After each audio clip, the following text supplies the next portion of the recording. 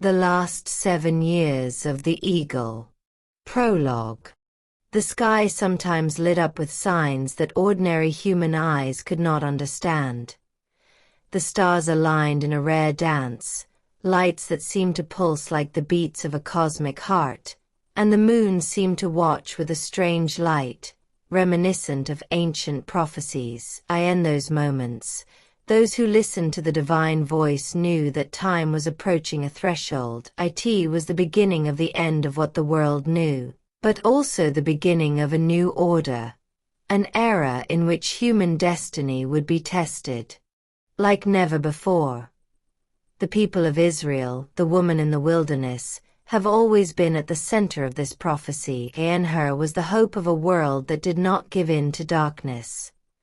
And yet, against her rose the serpent, the forces of darkness, secret alliances, hidden technologies, and unscrupulous leaders who sought to destroy the light before it could shine. In this painting, an eagle with large wings, symbol of the United States, had been watching for centuries.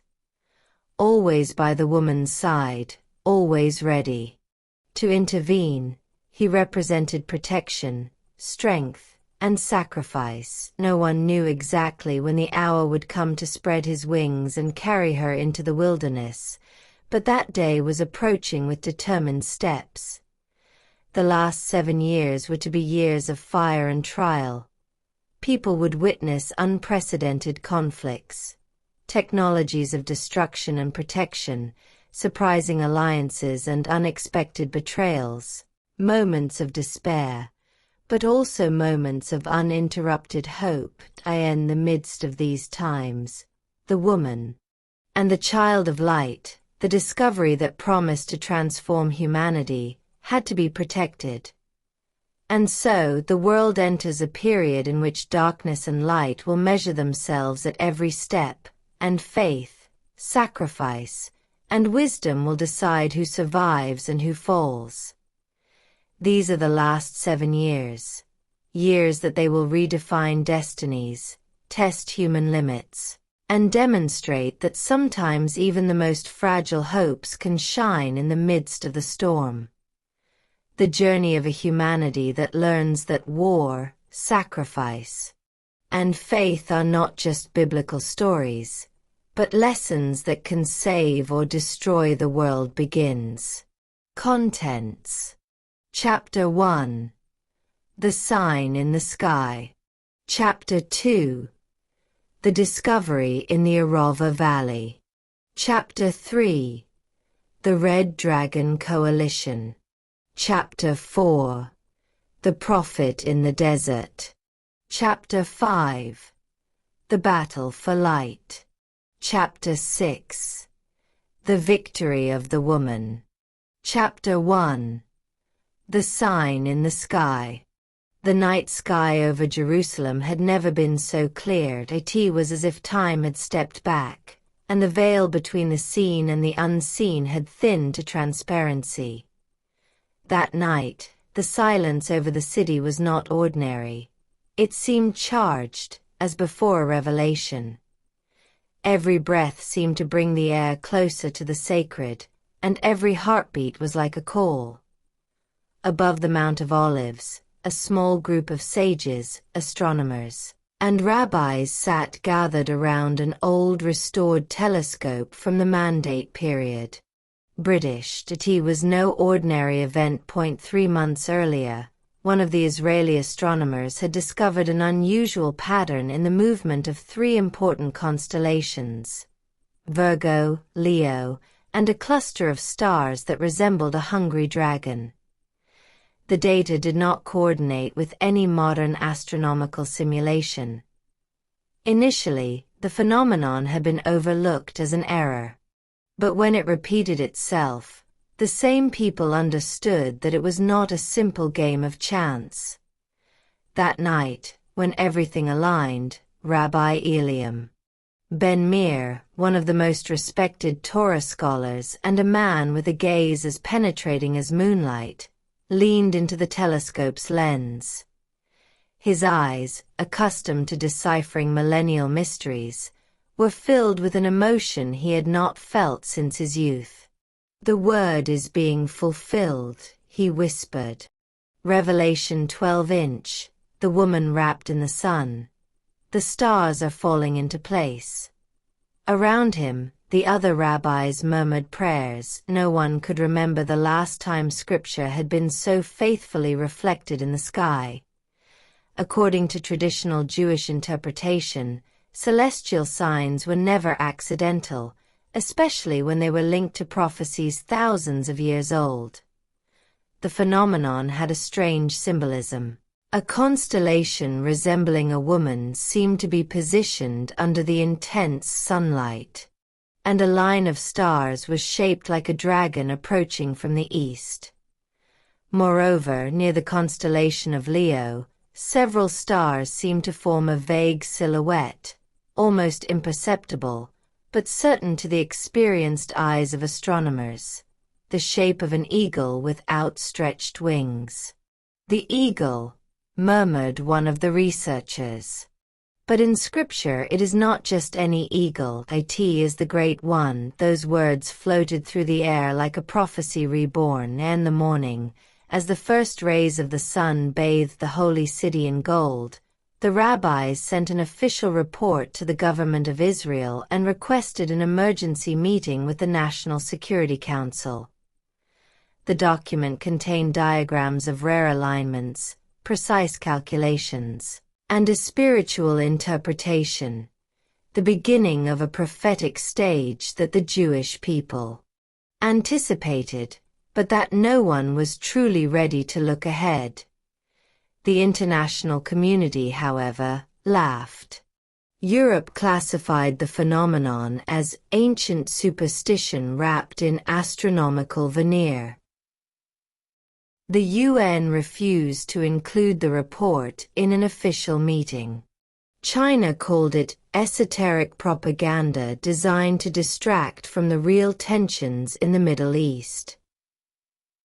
But in the United States, things were different. In Florida, the Reverend Caleb Henderson, a pastor best known for his avoidance of apocalyptic sermons, was reading the report, which had been sent through discreet channels among international spiritual leaders. An eerie silence fell over his desk, and the desk in front of him, open to Revelation 12, verse 14, had long been underlined, but he had never really paid attention to it. "And the 2 wings of the great eagle were given to the woman, that she might fly into the wilderness." He sat down in his chair and rested his forehead on his hands. He was not an easily impressed man, but the images in the report were strikingly similar to the symbolism of the prophet John. That same evening, he called Senator Michael Ross, a man of faith and close to the Jewish community in the U.S. "Michael, you have to see the images. It's not a coincidence, it's something bigger." The senator was silent for a few seconds, then asked him to come to Washington. On the other hand, in Texas, a community of evangelical Christian theologians had been studying America's role in biblical prophecies for years. Their theory was controversial, but not ignored. The eagle in Revelation could symbolize the United States, the only modern nation whose symbol is an eagle with its wings spread wide, representing power, protection, and domination. When they received the message from the rabbis in Israel, they were amazed. "It is exactly as I said. The eagle must ensure the woman's flight into the wilderness. Israel in times of great trouble will not be alone. America will be there." And so, something that the global community had mocked was beginning to take shape among those prepared to see it in Jerusalem. The tension in the atmosphere was becoming evident. Foreign diplomatic missions demanded explanations, and regional propaganda tried to minimize the phenomenon. But Israel knew what it had seen, and it knew that silence was not an answer. Rabbi Eliam was invited to a clandestine meeting in the Ayalon bunker, a maximum security underground complex.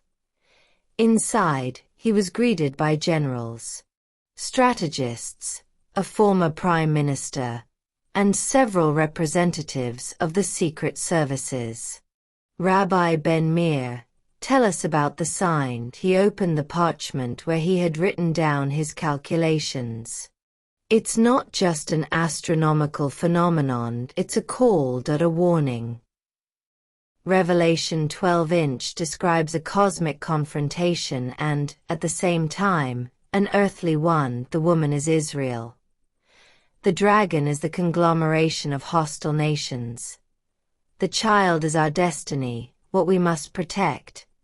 But verse 14 shows something crucial. The eagle. America.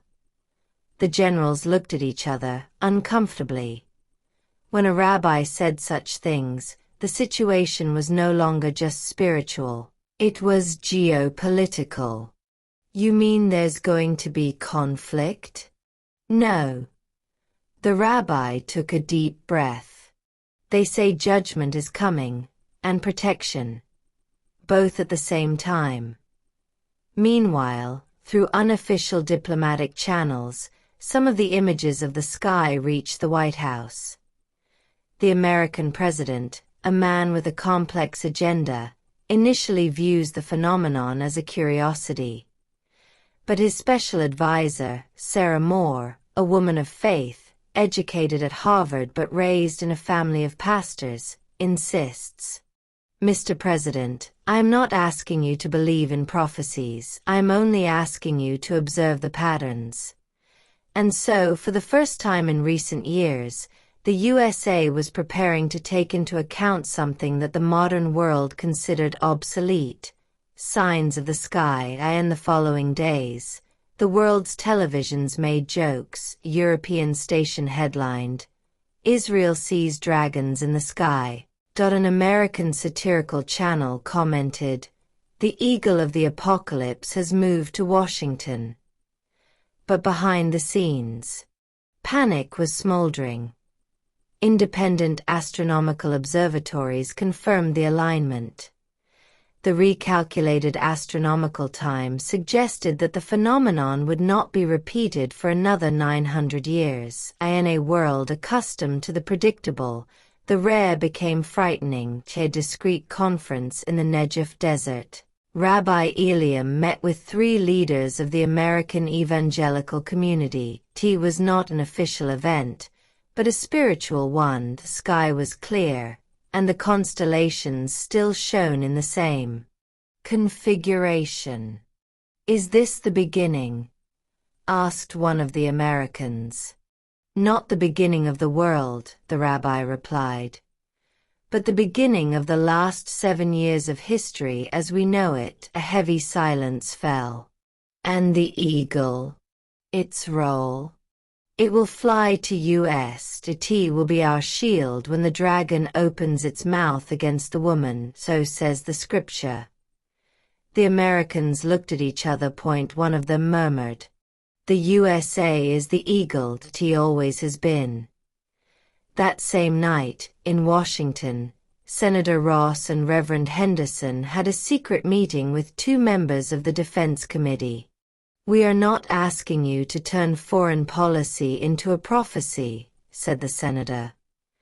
But what if the scripture has foreseen something that we ignore? What if our nation's role is not just political, but providential? A skeptical general of his kind said, I don't believe in signs, but I believe in Israel.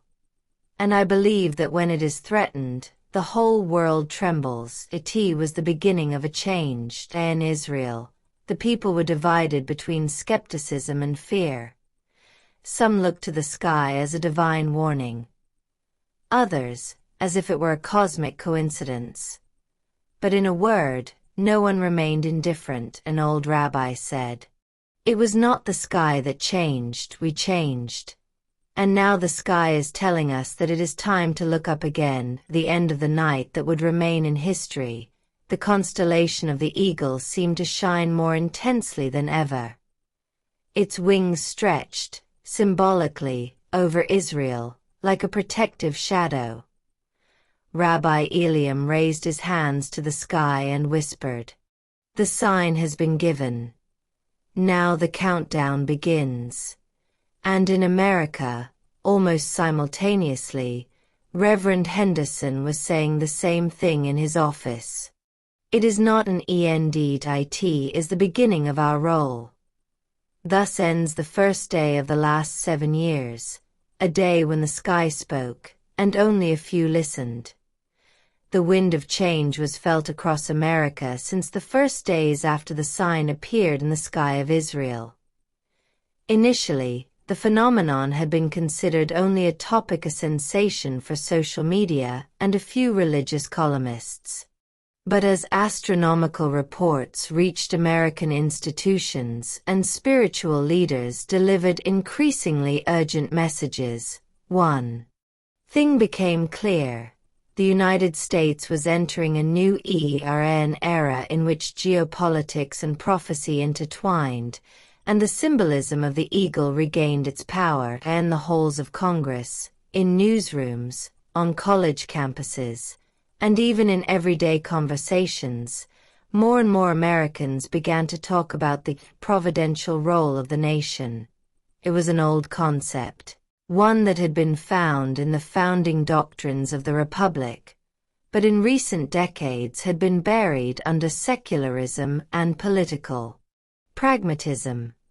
But now something was pulsing within the collective consciousness, a perception that the American eagle needed to rise again and activate its destiny. On a cold morning in Washington, D.C., the country's president was in a meeting with the National Security Council.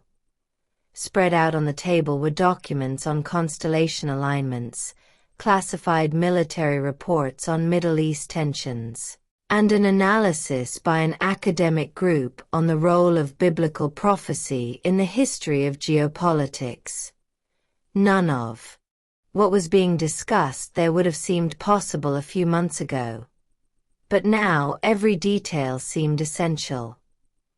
"Mr. President," began Sarah Moore, the special advisor on affairs, "what we are seeing is not just a religious issue, it is a redefinition of American identity.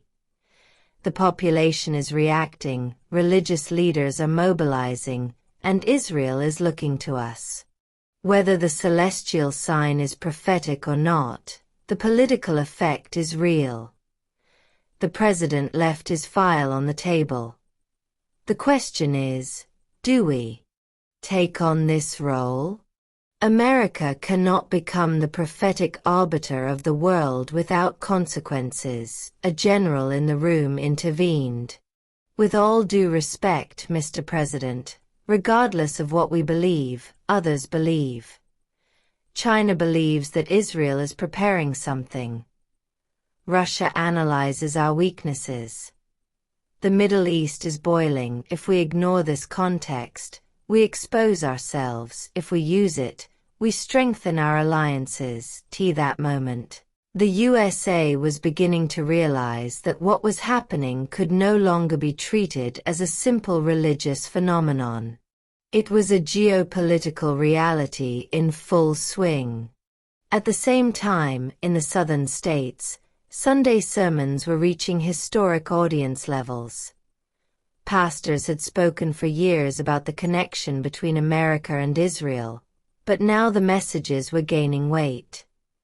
The churches were full, and the evangelical communities saw in the heavenly sign the confirmation of a prophecy about the role of the USA as a divine protector. In a megachurch in Dallas, Pastor Elijah Brooks gave a sermon that would go viral.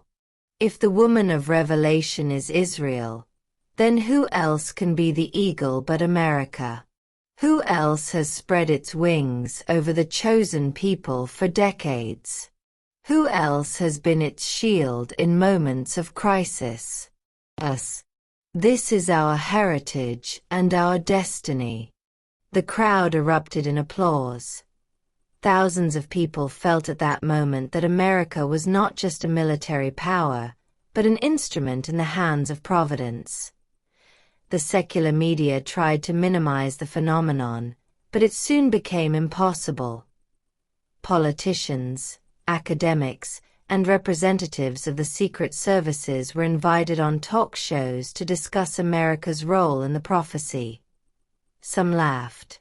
Others argued seriously, but no one could ignore the subject any longer. Professor of International Relations at Georgetown declared, "It's not about religion, it's about national identity and the perception of America's role in the world. If the American people see themselves as a protective eagle, this will inevitably influence foreign policy." Thus, what had begun as an astronomical phenomenon was turning into a social and political movement. In the Pentagon, the changes were becoming even more evident. Military strategists began to re-evaluate troop positioning, supply routes, and alliances in the Middle East. Anti-ballistic missile systems in Europe and Asia were being reviewed to ensure rapid support for Israel in the event of conflict. General Donovan, known for his tough pragmatism, carefully analyzed an Israeli report on potential attacks. "I don't know if I believe in prophecies," he told his colleagues. "But I do know this. Israel is the only stable democracy in the region and an irreplaceable strategic ally. If they shake, we shake."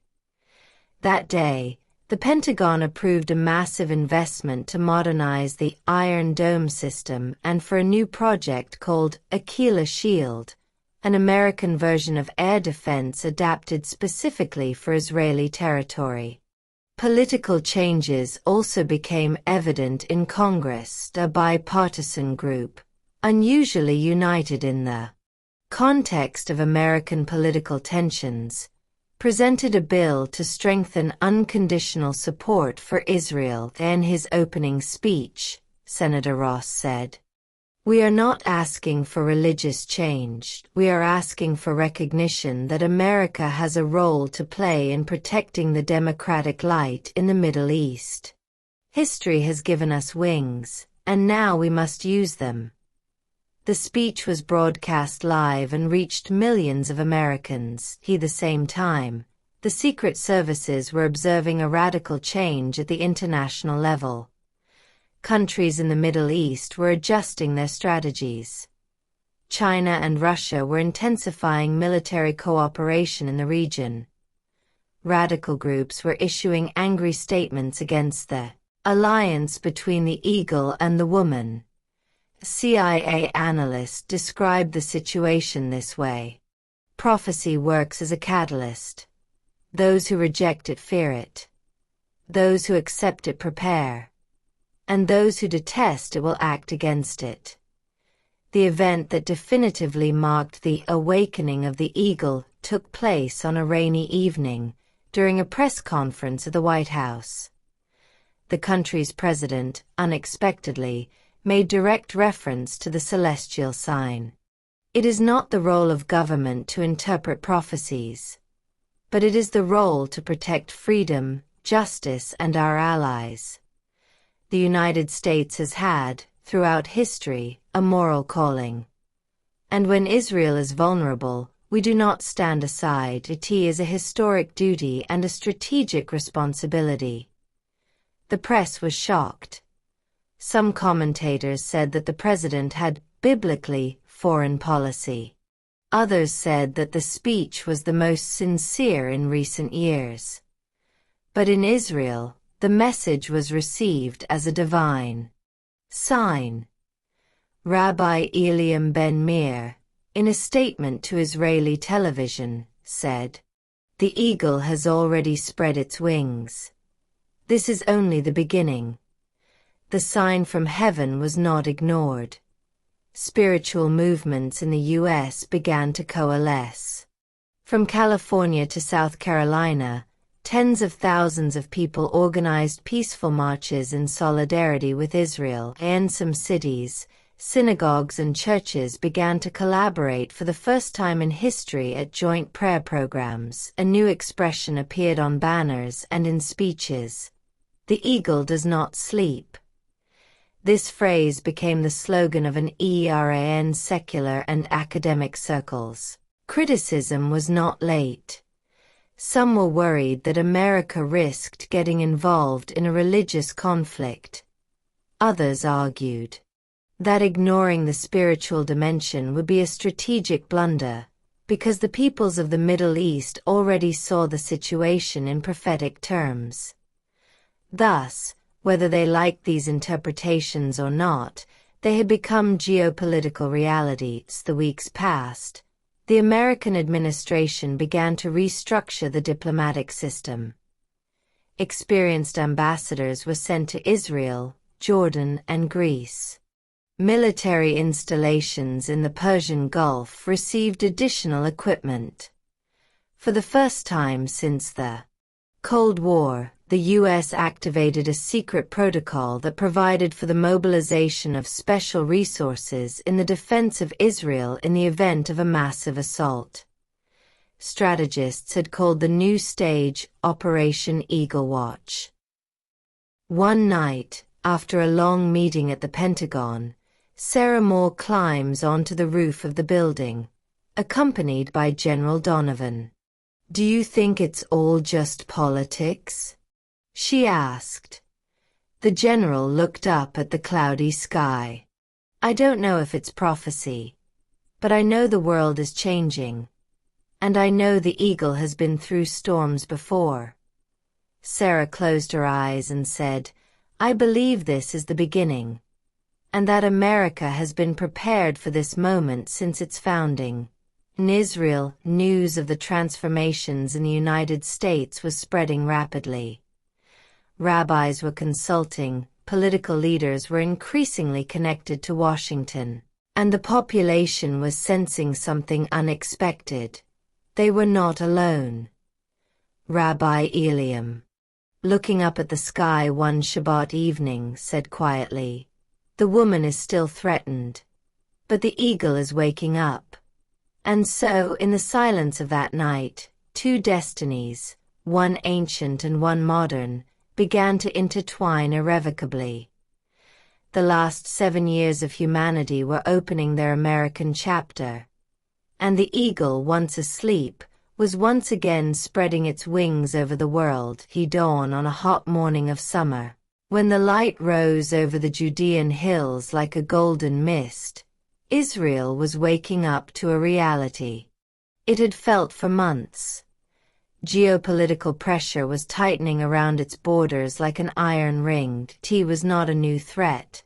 The people of this holy land had lived between walls of enemies since its earliest historical chapters, but the intensity now was different. It was systematic, coordinated, almost perfectly synchronized, as if a single mastermind were pulling the strings of all the hostile forces around. Reports were arriving at the generals' desks at Kiryat, the military center in Tel Aviv, at an alarming rate. Satellites had captured abnormal troop movements on the Syrian border and the north. Hezbollah was reorganizing its battalions scattered across Lebanon, consolidating strategic positions in the valleys hidden by the mountains. And the east, Iran was moving mobile missile launchers and additional radar networks, as if preparing an offensive. Even in the Gaza Strip, Hamas seemed to have received an unexpected wave of sophisticated weapons, far beyond the usual level of smugglers in the region. Israel felt on its skin that this was not just a military escalation. It was an envelopment, an encirclement, and the language of the prophets. The woman was surrounded by a serpent, and the scales of this serpent were these carefully coordinated tactical movements. In Jerusalem, a few steps from the Western Wall, a small group of rabbis had gathered in a narrow, candlelit room. The atmosphere had the charge of an ancient council meeting, as if the shadows of the great prophets of old were hovering over them. They were not discussing missiles or tanks, but symbols, signs, and the fulfillments of time.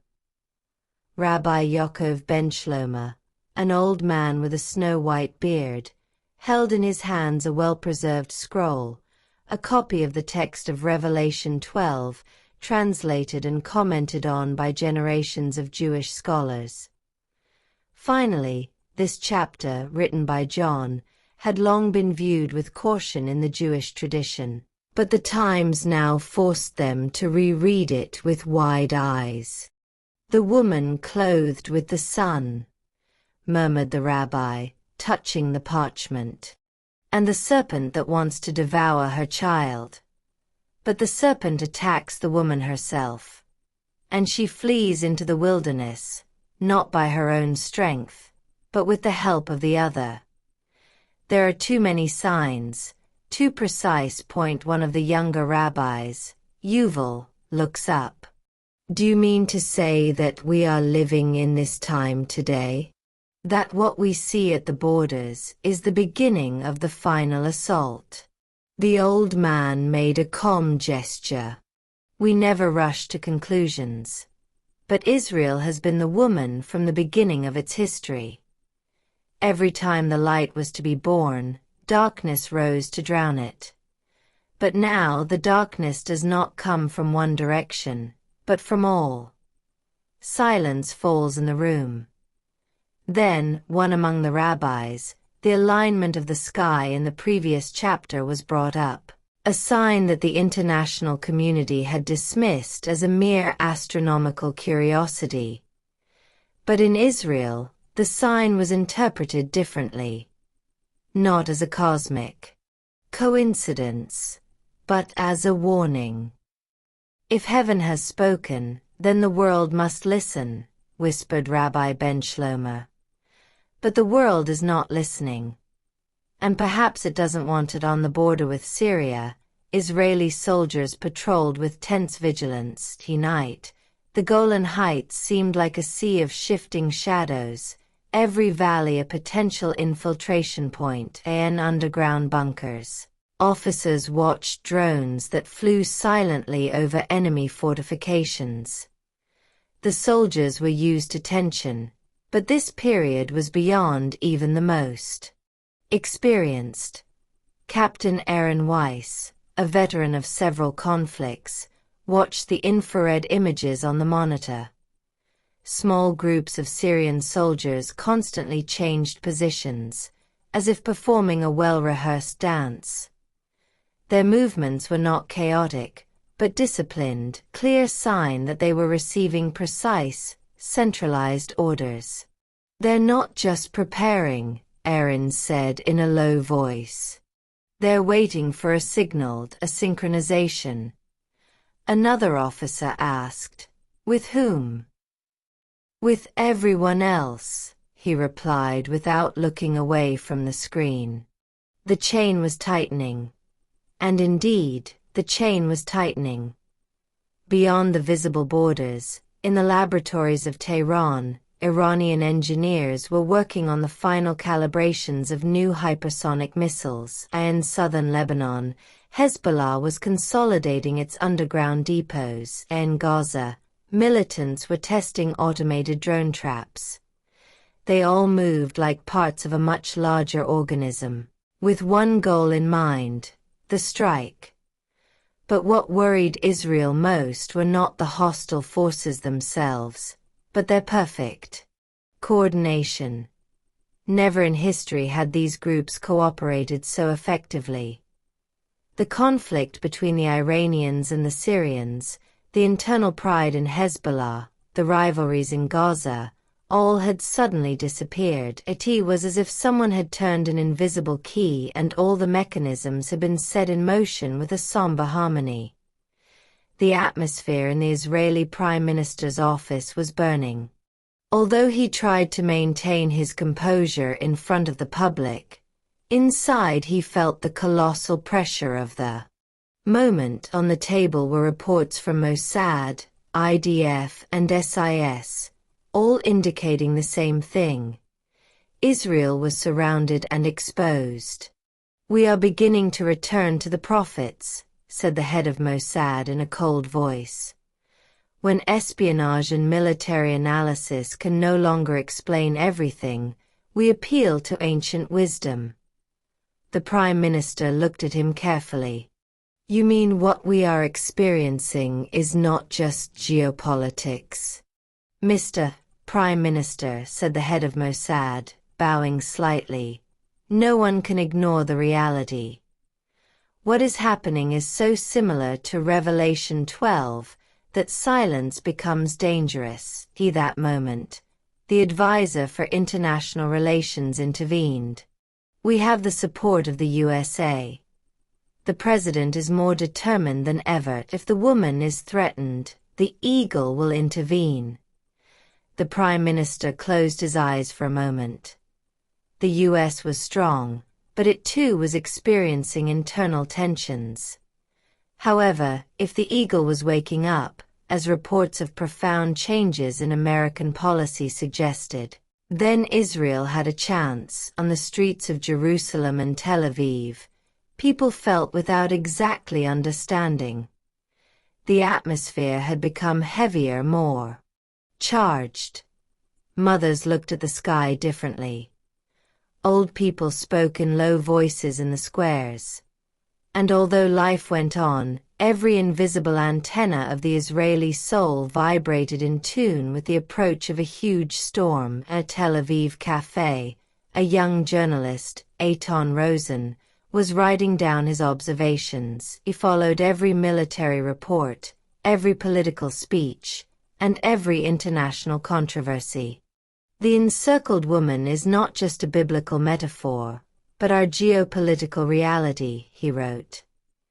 Israel is at a unique moment in history, when all the hostile forces are aligned in an almost mathematical circle. It is impossible for this symmetry to. Eitan was working on an article that would go viral. The narrow circle of prophecy. Little did he know that his analysis would be read in the White House, the Pentagon, and among American spiritual leaders who were searching for the meaning of the eagle's awakening. Israel was beginning to understand that it was not just a military conflict, but a spiritual battle, a modern repetition of the ancient scenario in which the chosen people were defended by forces that no one could control, but that heaven could command. The woman, Israel, was once again threatened. And like the prophecy in the Apocalypse, the serpent was approaching, with its armed scales, politically, technologically and ideologically. But the prophecy did not end there. If the woman was surrounded, the eagle would intervene. And in the distance, across the oceans, in the United States, the first shadows of that awakening were already beginning to take shape. An ancient bond would be reactivated, an old promise would be renewed, and the world would enter an era that no one could stop. On the morning when the first American transports landed at the Nevatim military airport, the sky over Israel seemed surreally clear. No, there was nothing but a cloud, no shadow, to disturb the dawn light. The atmosphere had a solemn, almost prophetic, as if nature itself recognized the moment. When the wheels of the giant C-17 Globemaster cargo plane touched the runway, the Israeli generals and officials present felt that they were witnessing a moment of history, a moment in which the great eagle of Revelation 12 spread its first wing. For the first time in years, the United States was sending to the Middle East not just conventional military aid, but something radically new, a keyless shield, the most advanced air, cyber, and electromagnetic defense system ever created by the American military complex. It was a project that very little was known about, even within the intelligence agencies. Some called it the Eagle's digital shield, others, the shadow of providence. But for the IDF commanders, the name didn't matter. All that mattered was that, for the first time, they had a real chance to strengthen the borders against an enemy that was increasingly preparing for a devouring attack. As the aircraft ramp opened, The first modules of the Aquila shield system were brought onto the platform. Long containers, covered in black, radiation-resistant shells, each bearing a discrete symbol. A stylized eagle wing in white. It was more than a simple military design. It was a visual statement, a symbolic confirmation of the alliance between the U.S. and Israel. American General Mark Hargrove, responsible for implementing the operation, stepped off the plane with a determined attitude. He walked heavily, with disciplined gestures, carrying a cold determination in his eyes. Hargrove was not a man of speeches. He was a strategist, a defense architect, the man who had led the American electronic warfare programs for the past 2 decades. The Israelis respected him. Almost all of them had read his reports and knew his reputation. "Gentlemen," he said, as he removed his protective helmet, "today we are activating the first wing. The shield will not be just a barrier, it will be a warning." Israeli General David Roziel, commander of the Israeli Air Force, shook his hand firmly. "A warning to whom?" Hargrove looked north, where Syrian and Lebanese territories stretched. "For anyone who dares to believe that Israel can be crushed without America blinking." The implementation of the Aquila shield had several phases.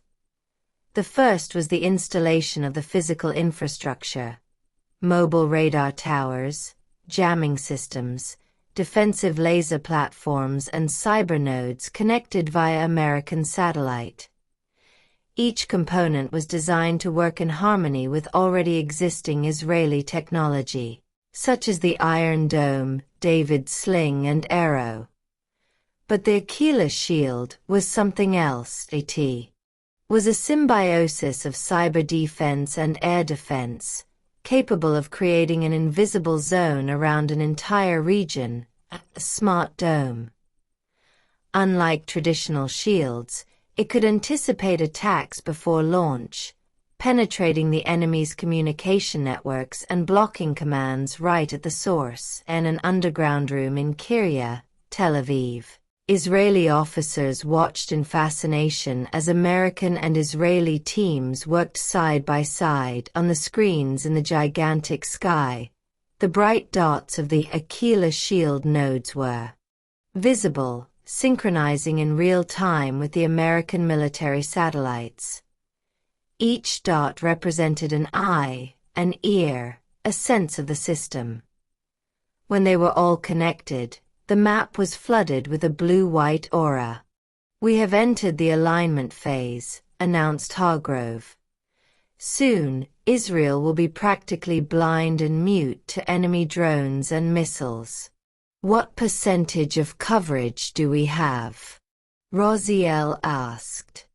93%, answered Hargrove. "The rest will be completed in a few hours. Then the shield will be complete." While the engineers worked tirelessly, deep echoes of this intervention were already vibrating in the U.S. The American president had given a speech the night before, an unusually personal speech, in which he quoted directly from Revelation 12. It was the first time in modern American history that a political leader had used a biblical passage to explain a military decision. "The woman must be protected in the wilderness," the president had told Congress. "And the wings of the great eagle shall provide her with refuge, as it is written. America shall be that eagle." The message had aroused both applause and virulent criticism.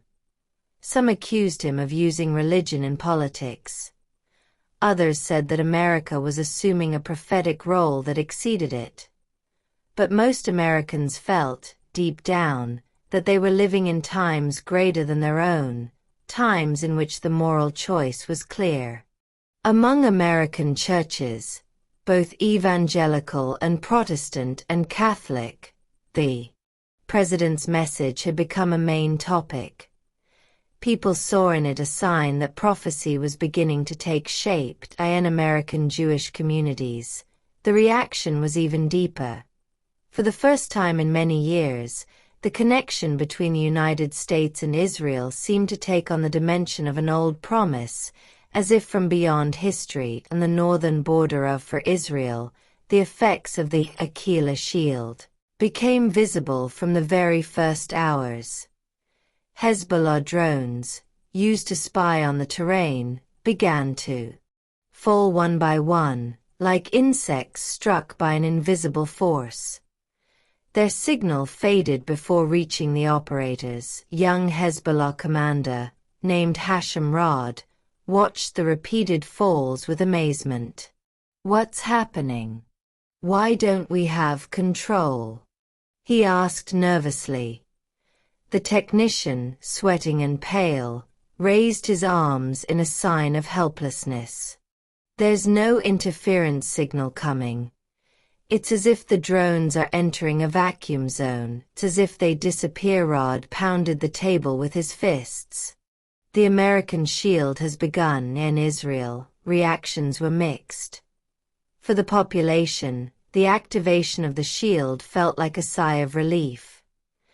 Those in the border areas, accustomed to sirens and explosions, felt an unusual silence, a silence that was more like a solid, unseen shelter than the absence of danger. At a kibbutz near the Gaza border, an elderly woman named Miriam looked up at the sky, muttering an ancient prayer. "The eagle's wing, finally." Her grandson, Yotam, a rebellious teenager, looked at her in disbelief. "Grandma, how did you know?" "I've read enough Bible in this life to understand that there are times when prophecy is not poetry, but reality. And that when the shield comes, it's just the beginning." And a secure room in the Tel Aviv underground, a mixed team of American and Israeli experts is testing the final mode of the Achilles shield. The ability to identify attacks in the digital encoding phase. A young cyberanalyst, Ethan Cooper, explains how the system works. Before a missile is launched, it receives an arming code from the command center. We intercept that code, we disrupt it, we rewrite it, or we make it unusable. Basically, we neutralize the attack before it exists. An IDF officer was amazed. "So you can stop an attack without firing a single bullet?" "Exactly," Cooper said, smiling. "The shield doesn't just defend. The shield prevents." By evening, when all the modules were synchronized, Israel was under a complete protective dome. General Hargrove called for silence in the operations room. Everyone looked at the main screen, where the map of Israel was covered in an electric glow, like a protective light. "Today," he said, "the eagle spread its first wing. And this is just the beginning." That moment, somewhere in central Syria, a military command tried to send an attack drone towards Israel. The command was intercepted, decoded, neutralized. Simple message appeared on the screen. "Achilles shield. Successful interception." General Raziel smiled for the first time in weeks. "The eagle's wing works." That night, Israel slept under an invisible but real shield. And America felt, for the first time in a long time, that it was once again fulfilling its role, not just as a superpower, but as a prophetic protector. The first wing had been raised. The second was about to unfold. And deep in history, the prophecy continued to breathe. And the fifth year of rising tensions, when the noise of reconnaissance drones had become a natural part of Israeli evenings, and the silence of the nights was increasingly rare. Behind the scenes, the most complex American initiative in recent decades was being prepared. If the Achilles shield had represented the first wing, the visible shield that protected Israel from air, maritime, and cyber attacks. Now a second wing was taking shape, a quieter, deeper, and more mysterious wing intended for feeding, sheltering, preserving life, survival in the face of the approaching storm. The American administration, together with advisors specialized in apocalyptic scenarios and military logistics, had secretly launched Operation Eagle's Refuge, a program designed to prepare Israel for an all-out war, for the moment when the woman in the prophecy was to flee into the wilderness, where they will be fed for a time, times, and half a time.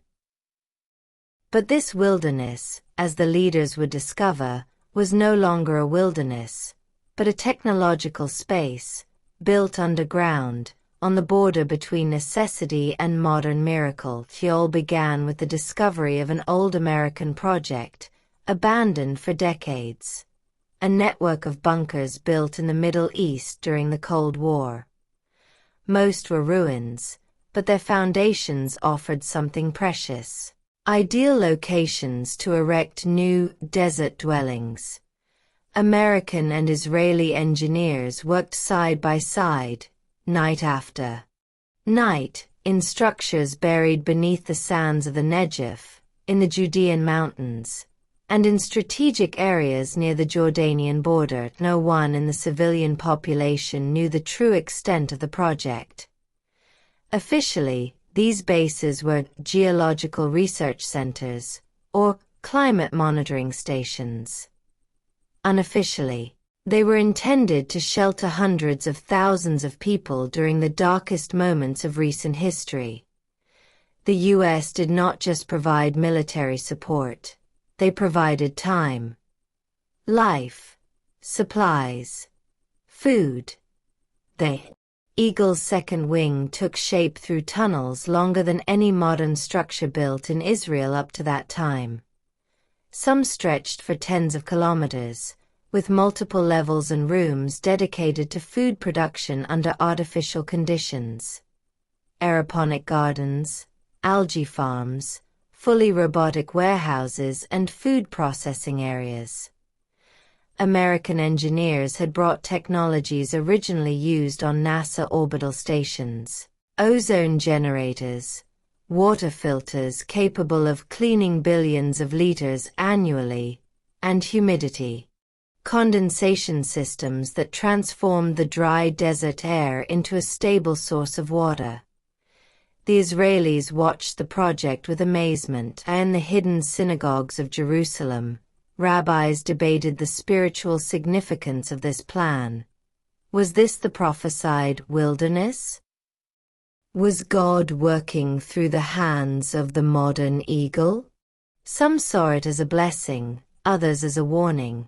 And if such a plan were to be implemented, it would mean that the evil to come was far greater than anyone could have imagined. In Washington, the presidential national security advisor, Jonathan Hale, was the main architect of the program, man with biblical studies before entering politics.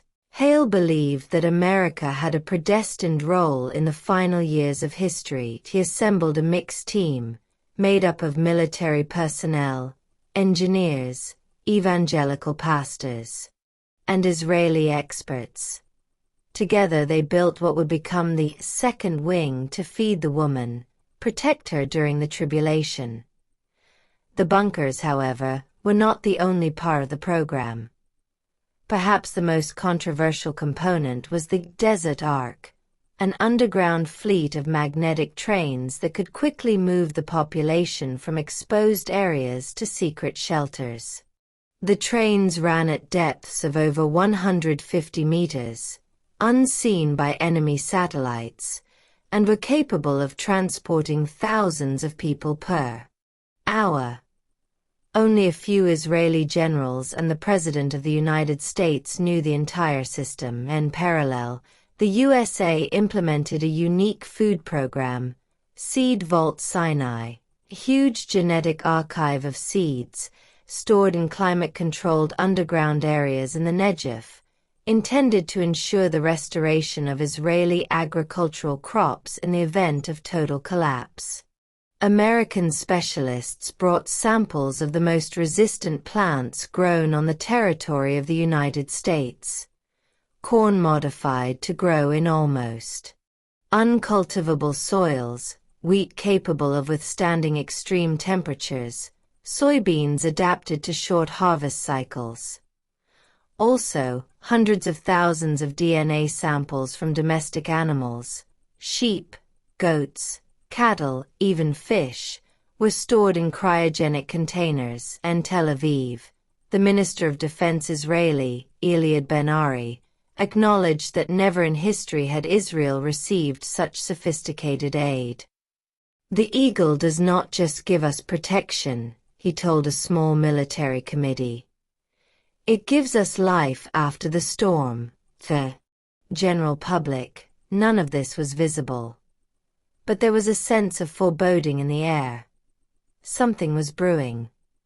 Many families noticed strange troop movements, convoys of American trucks entering the South into militarily restricted areas.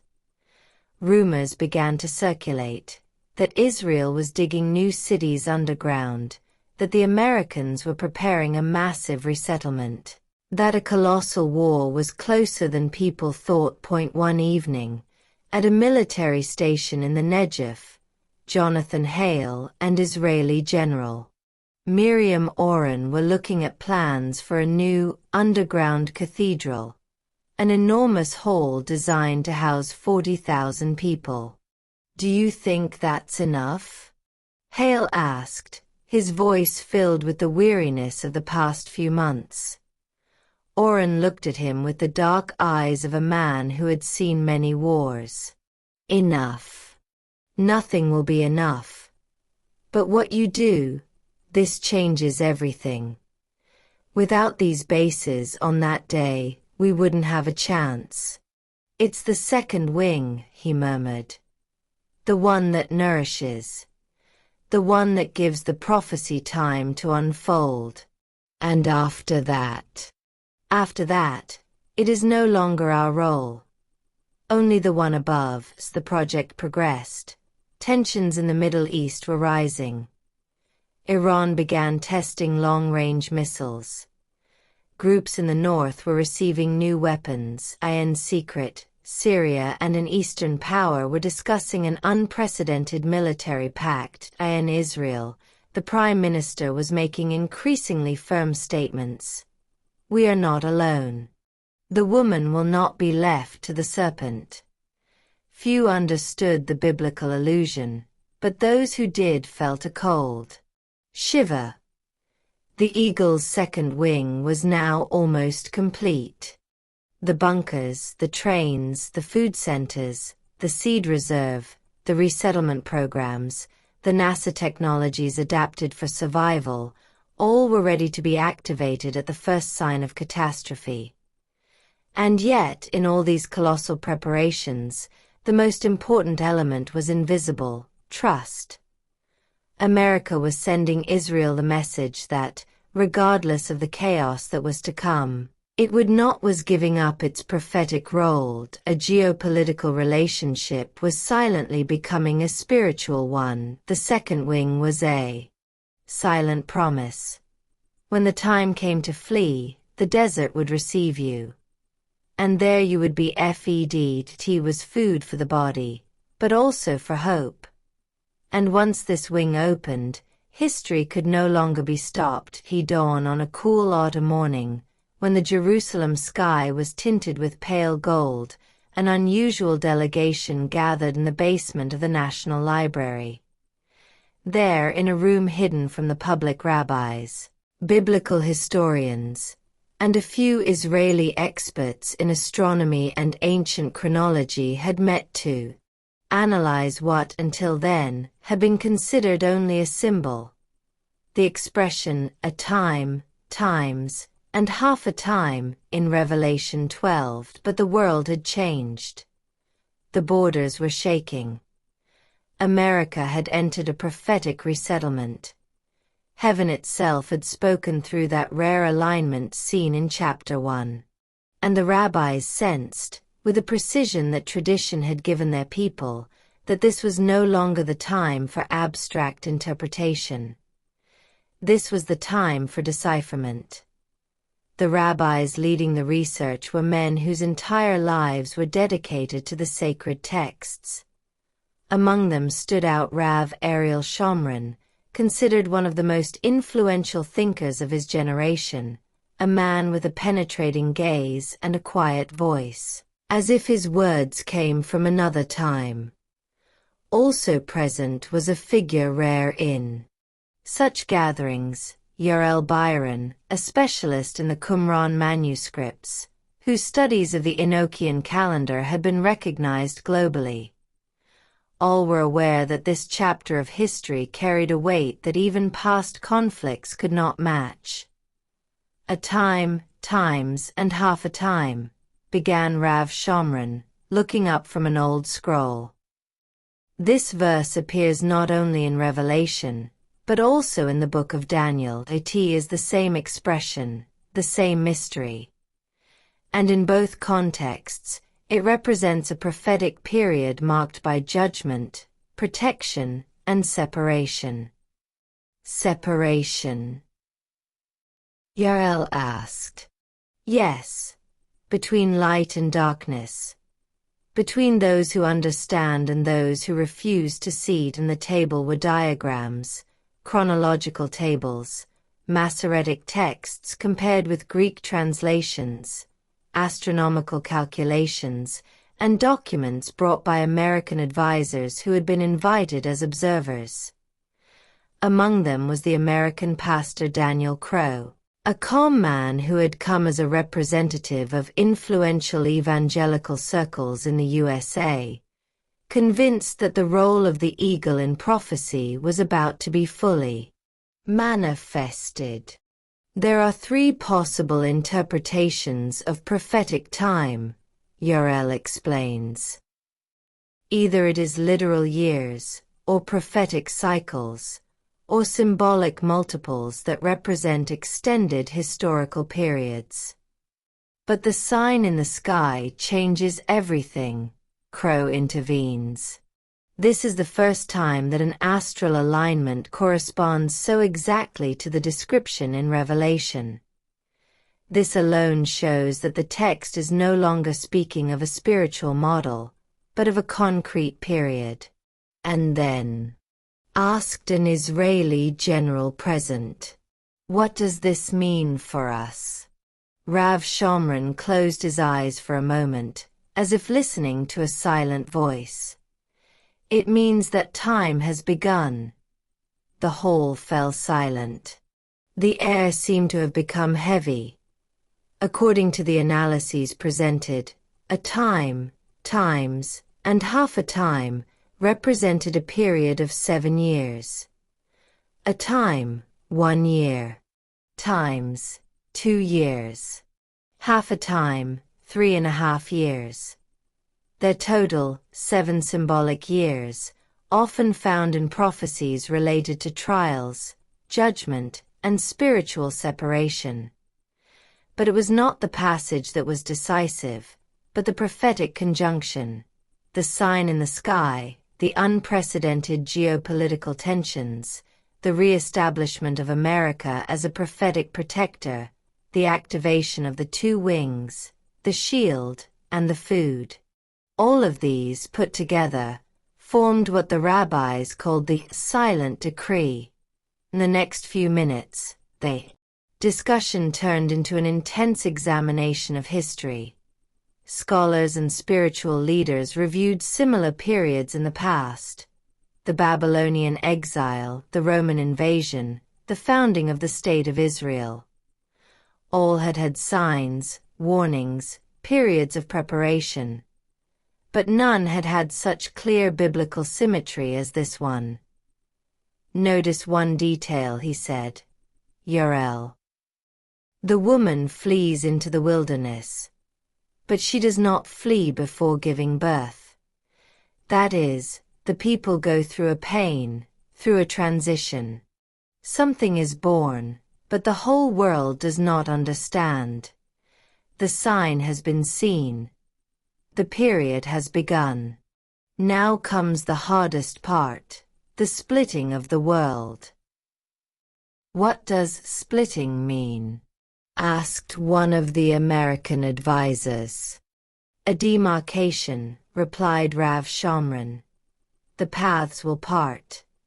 The light will become brighter, the darkness darker. What is holy will be seen. What is profane will be revealed. Humanity will no longer be able to stand in the middle. This idea produced a shiver in all those present. It was not just a theological interpretation, but a logical conclusion following the changes observed. The strange alignment of global powers, the acceleration of regional conflicts, moral changes at the global level, and the emergence of extremist ideologies that even the great nations could no longer control. For the first time, the rabbis also revealed a complete chronology, based on textual analysis and historical concordance. The first 2 years, the consolidation of alliances, the resettlement of global systems, the preparation of peoples. The next 2 years, the intensification of conflicts, radical political transformations, the emergence of new leaders and systems. The last 3.5 years, the period of deep tribulation, the complete separation between light and darkness, the flight of the woman into the wilderness, and the prophetic intervention of the eagle. This, said Rav Shomron, is the period we are entering today. Today. Someone asked. Rav Shomron held up a small document, with a date clearly marked.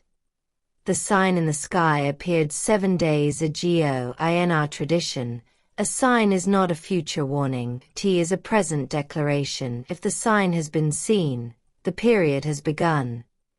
Fear was written on some faces, determination on others. The generals immediately understood the military implication. 7 years of total instability. Economic experts understood the global implications. Collapses, crises, resettlements.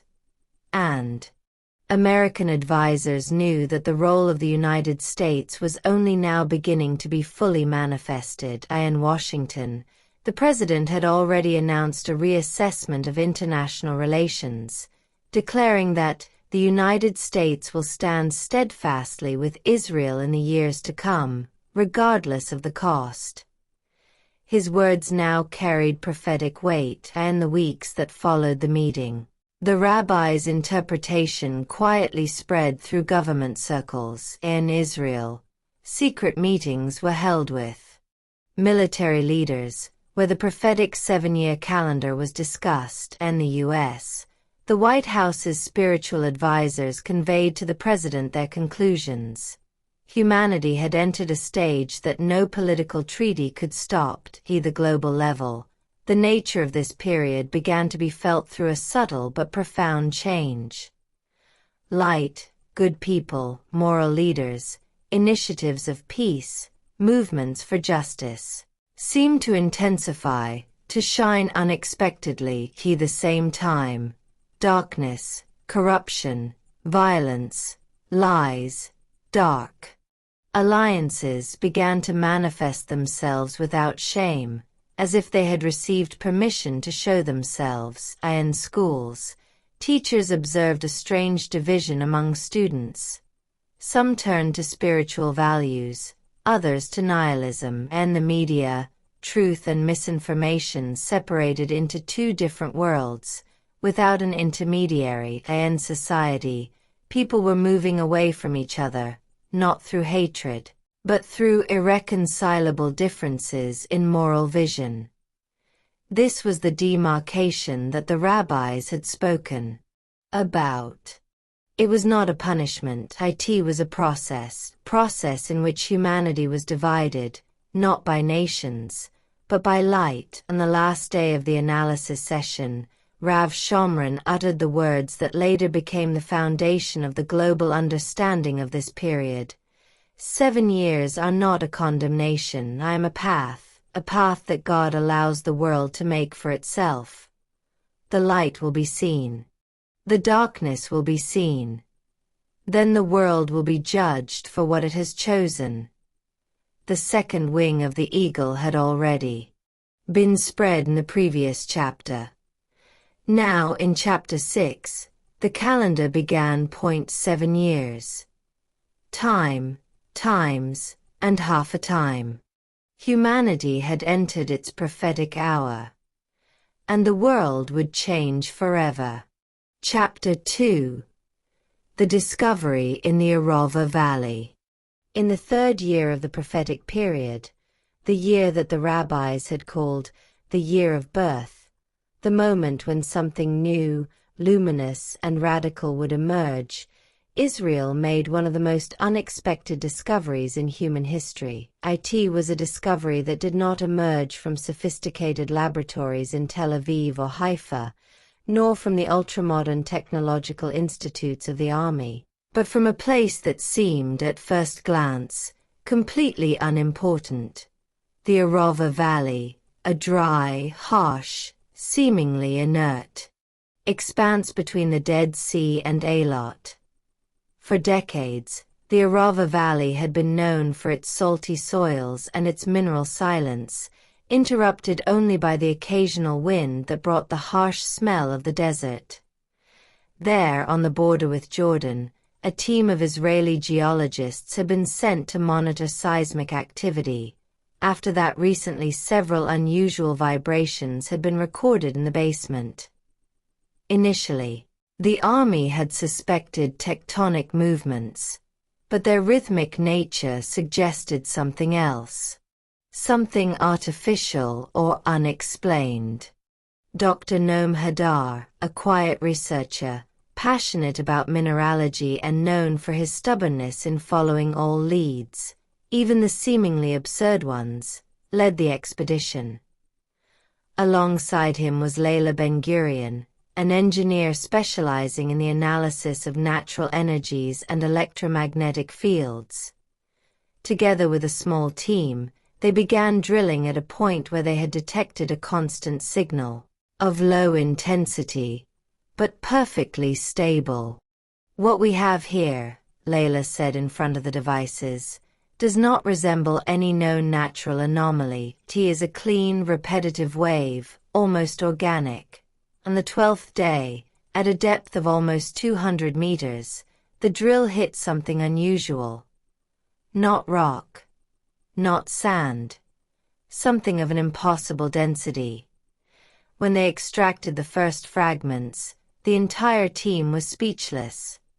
The piece sparkled, as if it were illuminated from within. It was not metal, it was not crystal, it was something new. Israel had just found what would later be called luminithium, an unknown element, capable of emitting pure energy, without residue, without radiation, without loss, natural, clean, undeniable energy. The discovery seemed to come from another world. The first tests exceeded all expectations. A single sample of a few square centimeters could power an entire research station for a week. Studies showed that the atomic structure of the material was different from any known form of matter, as if it were a mirror between two realities. The ions seemed to move inside it with perfect harmony, in a flow that generated continuous energy, without a point of origin or loss. It's an unreasonably pure energy, Layla said in a meeting with the Israeli government, as if creation itself had kept a secret for the right time. This expression made the rabbis look up. The birth of a child, murmured Rav Shomron. The prophecy says, the woman gives birth to a child who will rule the nations. Maybe the child is not a person. Maybe it is a discovery. Power. Light. And Israel began to understand that it was in front of a gift that would change the global balance in an irreversible way. The discovery was kept secret for several weeks. But in the age of satellites and spy drones, nothing stays hidden for long. First, the Russian secret services detected an inexplicable increase in the energy consumption of Israeli stations in the Arava.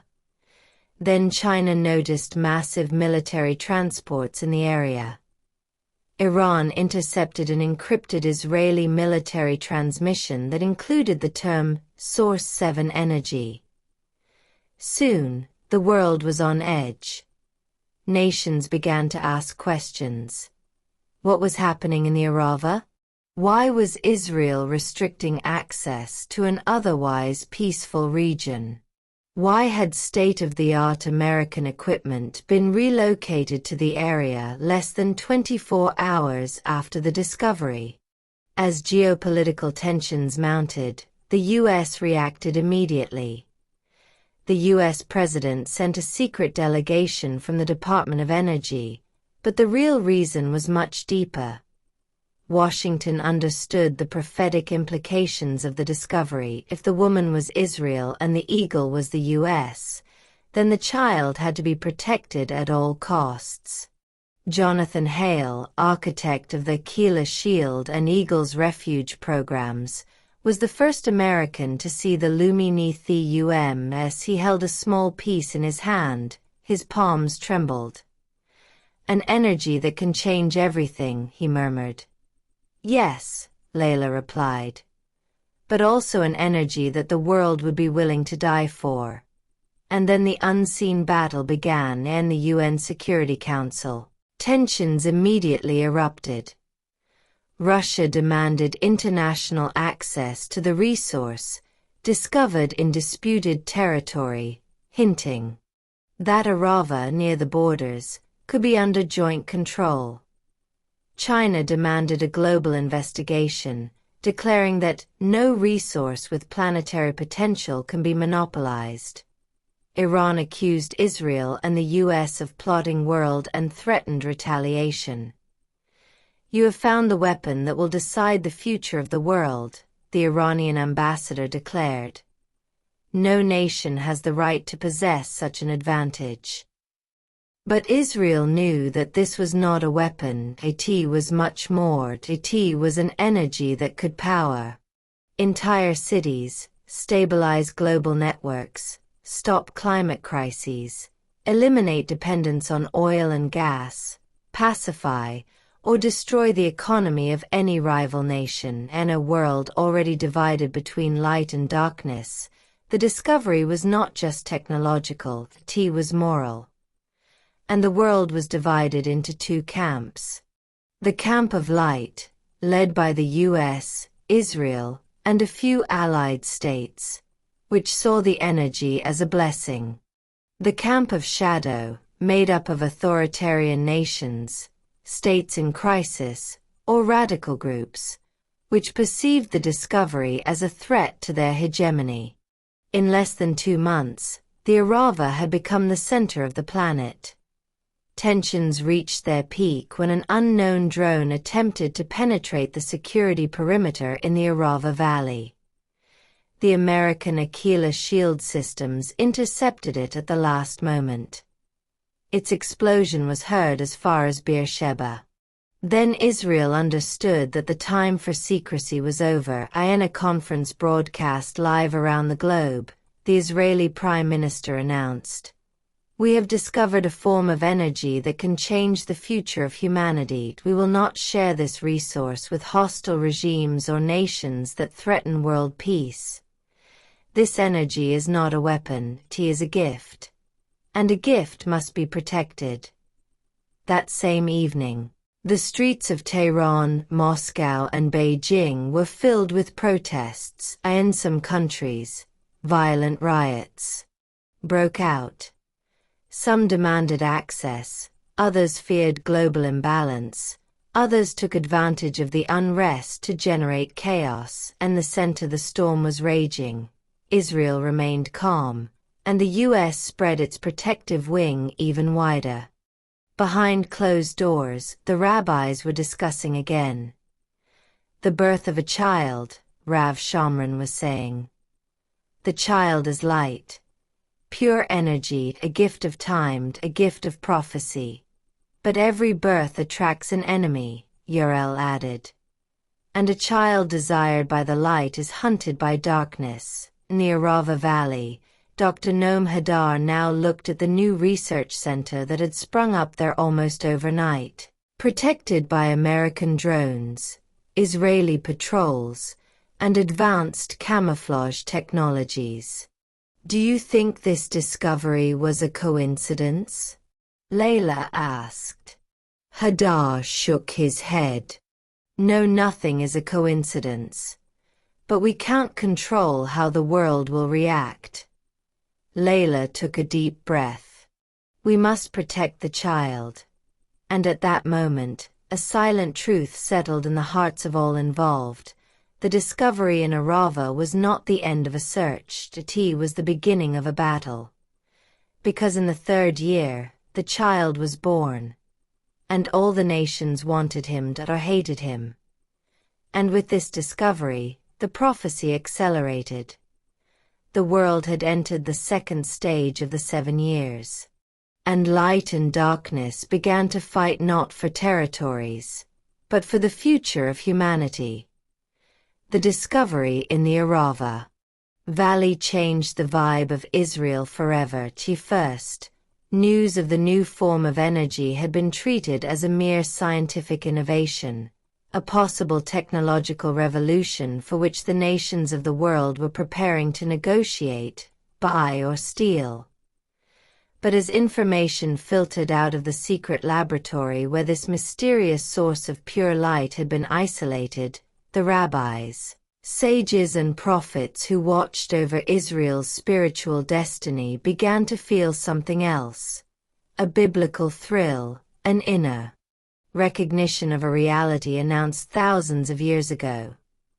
The Arava Valley had become the center of a series of unexplained phenomena. Every night, just after sunset, a warm, flickering light, barely perceptible to the naked eye, seemed to rise from deep within the earth. That glow was not visible from a distance, was not captured by satellites and seemed to react to human presence. Scientists went as far as to measure minute electromagnetic variations in the surrounding air, as if this energy had a kind of consciousness of its own. And when they isolated it, or more precisely, when they allowed it to manifest in a controlled environment, something happened that no machine could explain. The light breathed. Not in the biological sense, but in a mysterious rhythm, pulsating with an almost human constant, like a vital sign, like a heart beginning to beat in the secret depths of the promised land. The prophets were called. It was not the science that was the problem, but the meaning. It was clear that humanity had discovered something that did not belong only to the material world. Her child, whispered one of the old rabbis when he saw the pulse of light, just as the ritual reading in the synagogue had reached Revelation 12. The woman clothed with the sun, who is about to give birth to a child who is to rule the nations, but whom the serpent seeks to destroy from the moment of birth. At first, the other rabbis resisted. How could a concept prophetic meaning so loaded with meaning be applied to a technological discovery? The child of prophecy had traditionally been interpreted as the Messiah or as God's people in times of trouble. But the old rabbi was not speaking of a Messiah in the religious sense, nor of a person, felt that the prophecy had many layers, and that one of them was now manifesting itself, in the final age, in a form that no one had anticipated. The next night, 3 of the prophets had the same dream. A corridor of light, a path like a living column, rising from a starry desert to the sky. Along it, black shadows writhed, trying to close it, but the energy at the center was so pure, so stable, that none of the forces of darkness could touch it. When they compared the dreams, they understood. It was no coincidence. It was not a metaphor. It was a clear, synchronistic, prophetic message. It was not just a discovery. It was the child of light. A new beginning for humanity, but also a reason for the darkness to stir, to attack, to unleash. No one was wrong. This energy, once developed, could offer the world total independence from fuels, pollution, energy instability. It could heal the wounds of nature, could nourish entire systems without cost, without emissions, without conflict. It could transform deserted places into gardens and ruined cities into sanctuaries of life. But this very hope was the perfect weapon against those who lived from chaos, terror, wars, and global manipulation. The nations of darkness felt the first wave of panic. Israel has found something that should not exist, said the leaders of a secret alliance that, officially, did not appear on any geopolitical map. If this energy spreads, our control over the world disappears. Thus began diplomatic pressures, then veiled threats, and finally attempts at sabotage. But just like in the dream according to the prophets, no force sent against the light was able to touch it. The underground tunnels in which it was kept seemed to be protected by something beyond technology. Electronic instruments sent to study it would jam without explanation, undercover agents would disappear without a trace, and small reconnaissance drones would be found melted in the sand, as if they had been exposed to a temperature that did not exist in the environment. This was the first proof that the light had a will of its own. The youth, already in a spiritual transition according to the signs of the sky in the first chapters, immediately understood the importance of the discovery. Their spiritual leaders, who had already interpreted the symbol of the eagle and the role of America in the prophecy, saw in this energy the child that must be protected, was not the child of a woman, but the child of Israel, born not of flesh and blood, but of the wisdom and millennial suffering of a chosen people, protected through centuries of persecution, exile and miracles. The child of light must be fed, raised, protected, said one of the heads of the Christian community in the USA, in a secret meeting with the American president. If the serpent destroys it, the world will return to darkness for generations. Israel, for the first time in history, did not reject religious interpretations coming from outside. The prophets in Tel Aviv and Jerusalem confirmed, "This energy is God's gift to humanity in the time of the end. It is the light that can break the chains of addiction, fear and war." The child of light is not the Messiah, but it prepares the Messiah. It is the bridge between what was promised and what is to come. On the streets of Jerusalem, rumors of the discovery began to spread, at first timidly, then like a fire in dry grass. People felt that they were living in a biblical chapter written before their eyes. The elders remembered stories about the Shekinah, the presence of the divine light that led the people in the desert. Now, that light seemed to have descended again, not as a visible pillar of fire, but as a pure, palpable, measurable, yet supernatural core.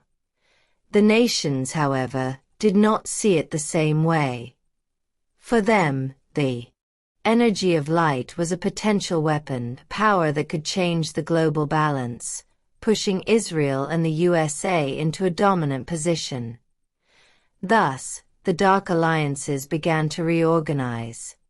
Secret agents, mercenaries, radical groups, all received the same mission: The child of light must be eliminated. Against the background of these movements, the prophets issued a warning. The birth of the child is only the beginning. The test follows.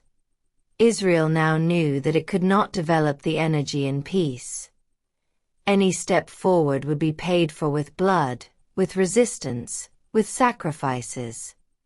However, the light was there, invincible, waiting to be activated on a global scale.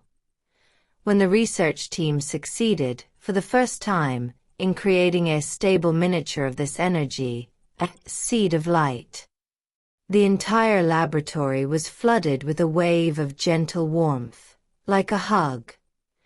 Many began to cry without explanation. Even the skeptics felt that at that moment something in the human soul was waking up to life. The child of light had truly been born. But that same night, near the northern border, tensions reached an unprecedented level. Radars detected massive movements of troops and weapons coming from Lebanon, Syria, and Iran. It was clear. The serpent was approaching. Israel was no longer just threatened, it was surrounded. The prophets announced the final message. The child of light must be hidden in the wilderness until the appointed time. And the eagle must protect him. The USA understood the message. The secret plans begun in the previous chapters were to be activated. The tunnels, the underground bases, the unseen alliances, the defense technologies, all were to create the modern shelter for the child. The apocalyptic sign was being fulfilled step by step. Israel had given birth to the light. The serpent was coming after her, and the eagle was spreading its wings. The child of light was to become the center of the greatest conflicts of the last 7 years of humanity. The third year of the 7 prophetic years had brought with it the birth of the child of light, but peace was only a fragile illusion. While Israel and the USA were strengthening their protection over the mysterious energy discovered in the Arava Valley, an invisible but increasingly palpable force was beginning to take shape in the shadows. The prophets called this force the serpent, a symbol of darkness, envy, and the uncontrolled desire for power. The serpent was not sleeping, it was waking up. The first signs appeared in the form of cyberattacks. These were not simple attempts at industrial hacking or commercial espionage. Israel's energy infrastructure was targeted simultaneously in several locations, but the attack seemed coordinated with extraordinary precision. The control centers of the Aquila shield detected encrypted data streams that seemed to be trying to interfere with the monitoring systems of the luminithium. Experimental drones, invisible to radar, were detected on the southern borders, while the hackers simultaneously attacked civilian and military communications. The snake moved from the shadows, and an office in Tel Aviv. Dr. Noam Hadar analyzed the latest reports. The screen showed a three-dimensional map of the attacks. The red line marking the origin of the incident seemed to flow from areas controlled by China and Russia. "These are not simple tests of strength," he said, his voice cracked with tension. "This is a calculated offensive, with unlimited resources. Someone doesn't just want to test our shields. Someone wants to get the child of light."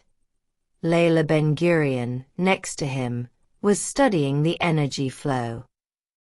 "And he knows exactly what he's doing. He's not attacking the luminithium directly, he's surrounding it, destabilizing it through technology, through fear, through political and economic pressure. It's a sophisticated, psychological tactic." In parallel, in Beijing and Moscow, secret councils were analyzing the Israeli discovery. China was discussing a resource that could shift the global balance, and Russia estimated that the luminithium could become a strategic weapon more powerful than all nuclear arsenals combined. In these capitals, countermeasure plans were not just diplomatic, they were military and technological. Special satellites were to detect any unusual energy source, and cyber attacks were only the first wave. Meanwhile, the U.S. understood that its role as a prophetic eagle in protecting Israel needed to be expanded. The president convened an emergency meeting of advisors, military, spiritual leaders, and cybersecurity experts. The strategy was clear. Protecting the child of light could not be just defensive, it had to be active, preventive, even if that meant directly confronting the great powers. "We cannot let the serpent surprise us," said General Jonathan Hale, responsible for implementing Eagle's Refuge.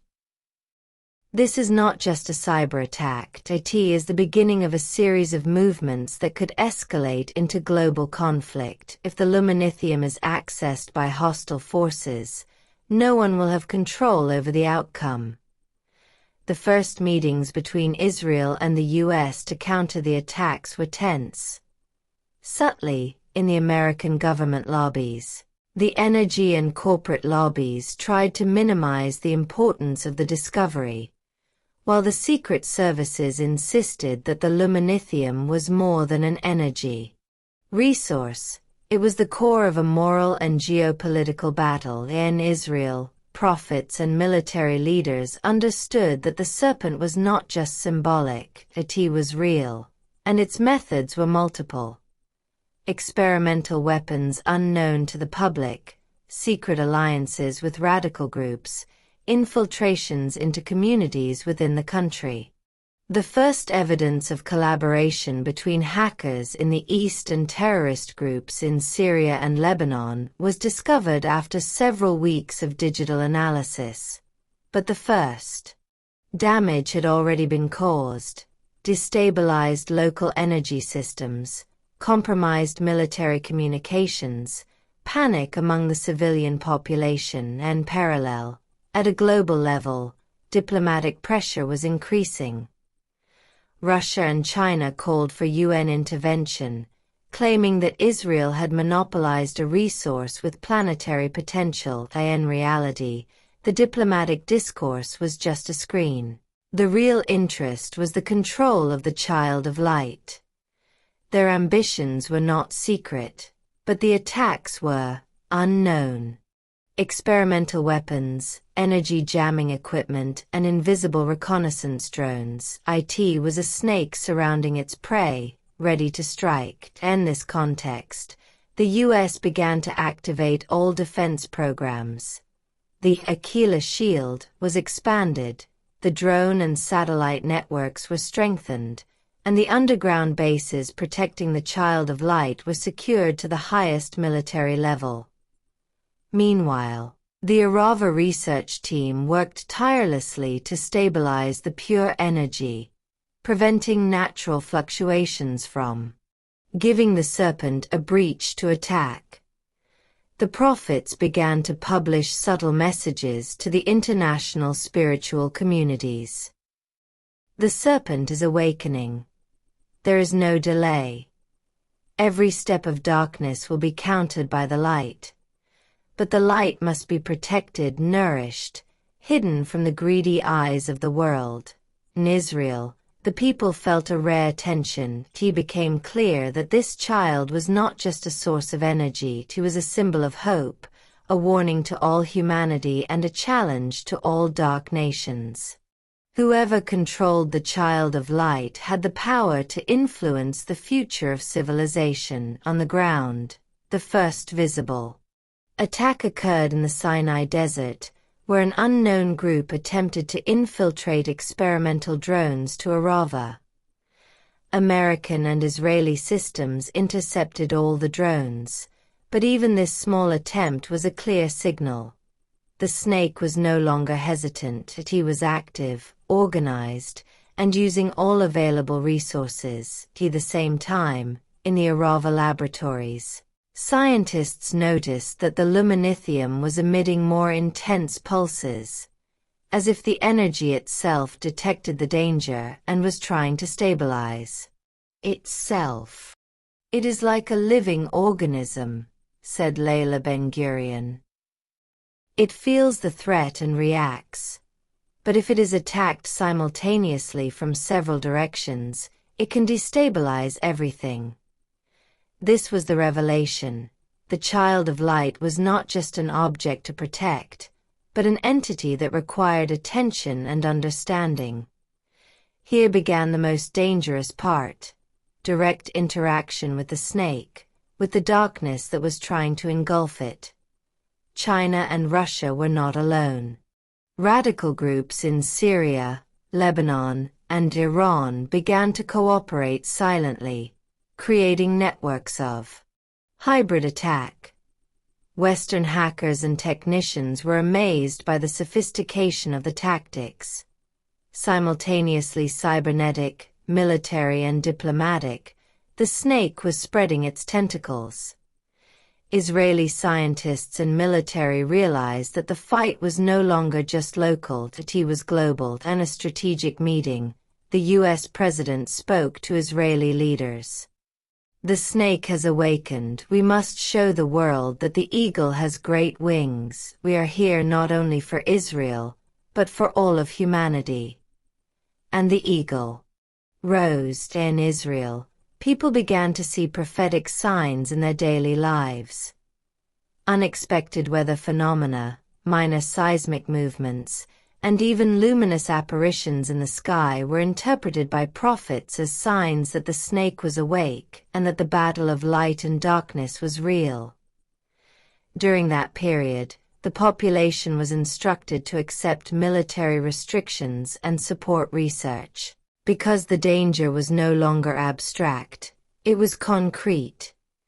And so the third year of the birth of the child of light reached its critical point.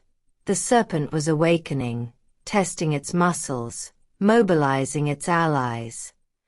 But the light was already active, already protected by the eagle. In this chapter, the world clearly understood that the battle was not just for territories or resources. It was for the very essence of the future of humanity, between darkness and light, between the serpent and the child of light. The fourth year of biblical prophecy had brought with it unprecedented challenges. The serpent, that is, the forces of darkness, were spreading their tentacles everywhere. Sophisticated cyber attacks, diplomatic manipulations, military threats, and subtle attempts at infiltration. Israel, although protected by the technological shield, Achilles' shield, could not face a conflict of such magnitude alone. In this context, the United States decided to launch what would go down in history as Operation Eagle Shelter, a secret protection and relocation program that combined technology, military logistics, and humanitarian measures in an absolutely unprecedented way. The operation was not only a defensive measure, but a symbol of America's prophetic role, the eagle spreading its wings to protect the woman and child of the light. The plan was designed to ensure the safety of thousands of Israeli civilians in the event of an escalation of global conflict, but also to demonstrate to the world that the Allied nations would not allow the serpent to destroy the hope of the light. At first, Operation Eagle Shelter seemed almost impossible. Israel had a dense urban population, and most of the housing was in strategically vulnerable areas. The logistics of relocating thousands of people in a very short time required the simultaneous mobilization of the Israeli army and American forces, as well as the creation of completely secure underground bases, isolated from radiation, cyber attacks, and any attempt at infiltration. Each base was built with several layers of protection: isolated communication chambers, laboratories for monitoring the luminithium had independent power grids and enough water and food sources for months. In addition, the bases were equipped with autonomous security systems, surveillance drones, and electromagnetic shields capable of intercepting any experimental weapon. To the average civilian, everything was invisible. The days passed in apparent normality, while special teams coordinated covert transports in armored convoys, through secret tunnels and hidden airfields. Children, the elderly, and families with special needs were moved as a priority, and Israeli volunteers, together with American instructors, prepared them for life underground. "It's like a biblical migration," Layla Ben-Gurion said during a nighttime inspection. "We are not just people moving into shelters, we are the people who take refuge from the serpent, from the darkness. And the eagle protects us." Planning began months in advance. Every detail was anticipated: the routes, evacuation, encrypted communication systems, food, energy, medical and psychological security. American logistics specialist, General Jonathan Hale, emphasized, "No action can fail if the snake manages to penetrate the bases. The child of light and civilians become vulnerable." Operation Eagle Shelter is more than a military exercise. It is a moral and spiritual commitment. As the days passed, Israel felt the tension growing. Satellites detected foreign military maneuvers on the northern borders, and cyber attacks continued to test the limits of the technological shield. Then came the decisive moment. The U.S. activated the secret part of the operation, using advanced camouflage techniques, autonomous drones, and disinformation equipment to create the feeling that the underground bases did not exist. This strategic illusion reduced the risk of detection by the snake, while civilians were gradually moved, without panic. Every evening, groups of volunteers and Israeli soldiers met at locations prearranged, under the discreet light of flashlights. The transports were hidden under the cover of the darkness was over, and every movement was monitored by American satellites. Inside the bases, families were welcomed with living quarters, ample food and water, and laboratories for the development of the luminithium. But Operation Eagle Shelter was not without tension. The first major test came when an unknown drone attempted to penetrate the perimeter of one of the bases. Automated interception systems neutralized the threat, but the event made it clear that the serpent had become more active, more dangerous, and that time for the complete protection of the child of light was rapidly running out. The time, Israeli spiritual leaders interpreted the event as a confirmation of prophecy. The child of light was not only protected by the technological shield, but by the moral and spiritual strength of his people and their allies. Rabbi Shomron explained, "The wings of the eagle must be fully extended. It is not enough to survive. We must prove that the light cannot be destroyed."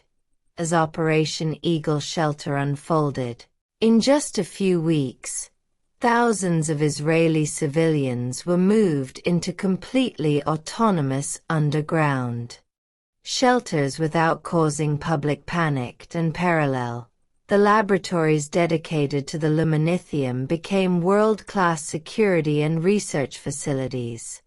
where scientists could study pure energy in absolute safety. Inside the bases, life continued at a different pace. Children studied, adults worked in mixed research and security teams, and rabbis held secret services to maintain the spiritual balance of the community. This was a small, isolated, but harmonious society, where protecting the child of light became an everyday act, a ritual of survival and hope. But Operation Eagle Shelter was not just about physical protection. It was also a message to the world. The US and Israel were not only protecting their citizens, but also keeping the hope of light intact. Any attempt to attack or manipulate the serpent would be met with a resounding to be neutralized. Any power that would have tried to exploit the luminithium without permission would have been confronted with the combined force of the eagle and the woman, of America and Israel. The Israeli prophets interpreted the operation as a manifestation of the two wings of the eagle. The first wing, technological, had been the Achilles shield. The second wing, human and logistical, was Operation Eagle Shelter, the concrete protection of the child of light, symbol of hope and survival of the chosen people. To the end of the operation, the numbers were impressive. Thousands of civilians safely relocated, the bases fully operational, the luminithium protected from any danger.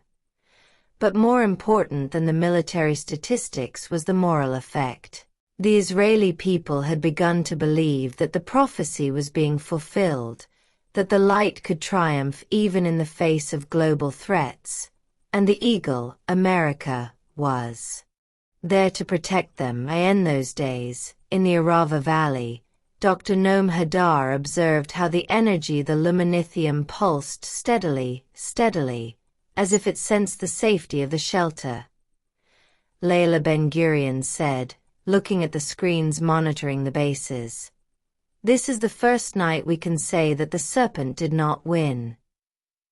And the truth was that Operation Eagle Shelter had not been just a military or logistical operation.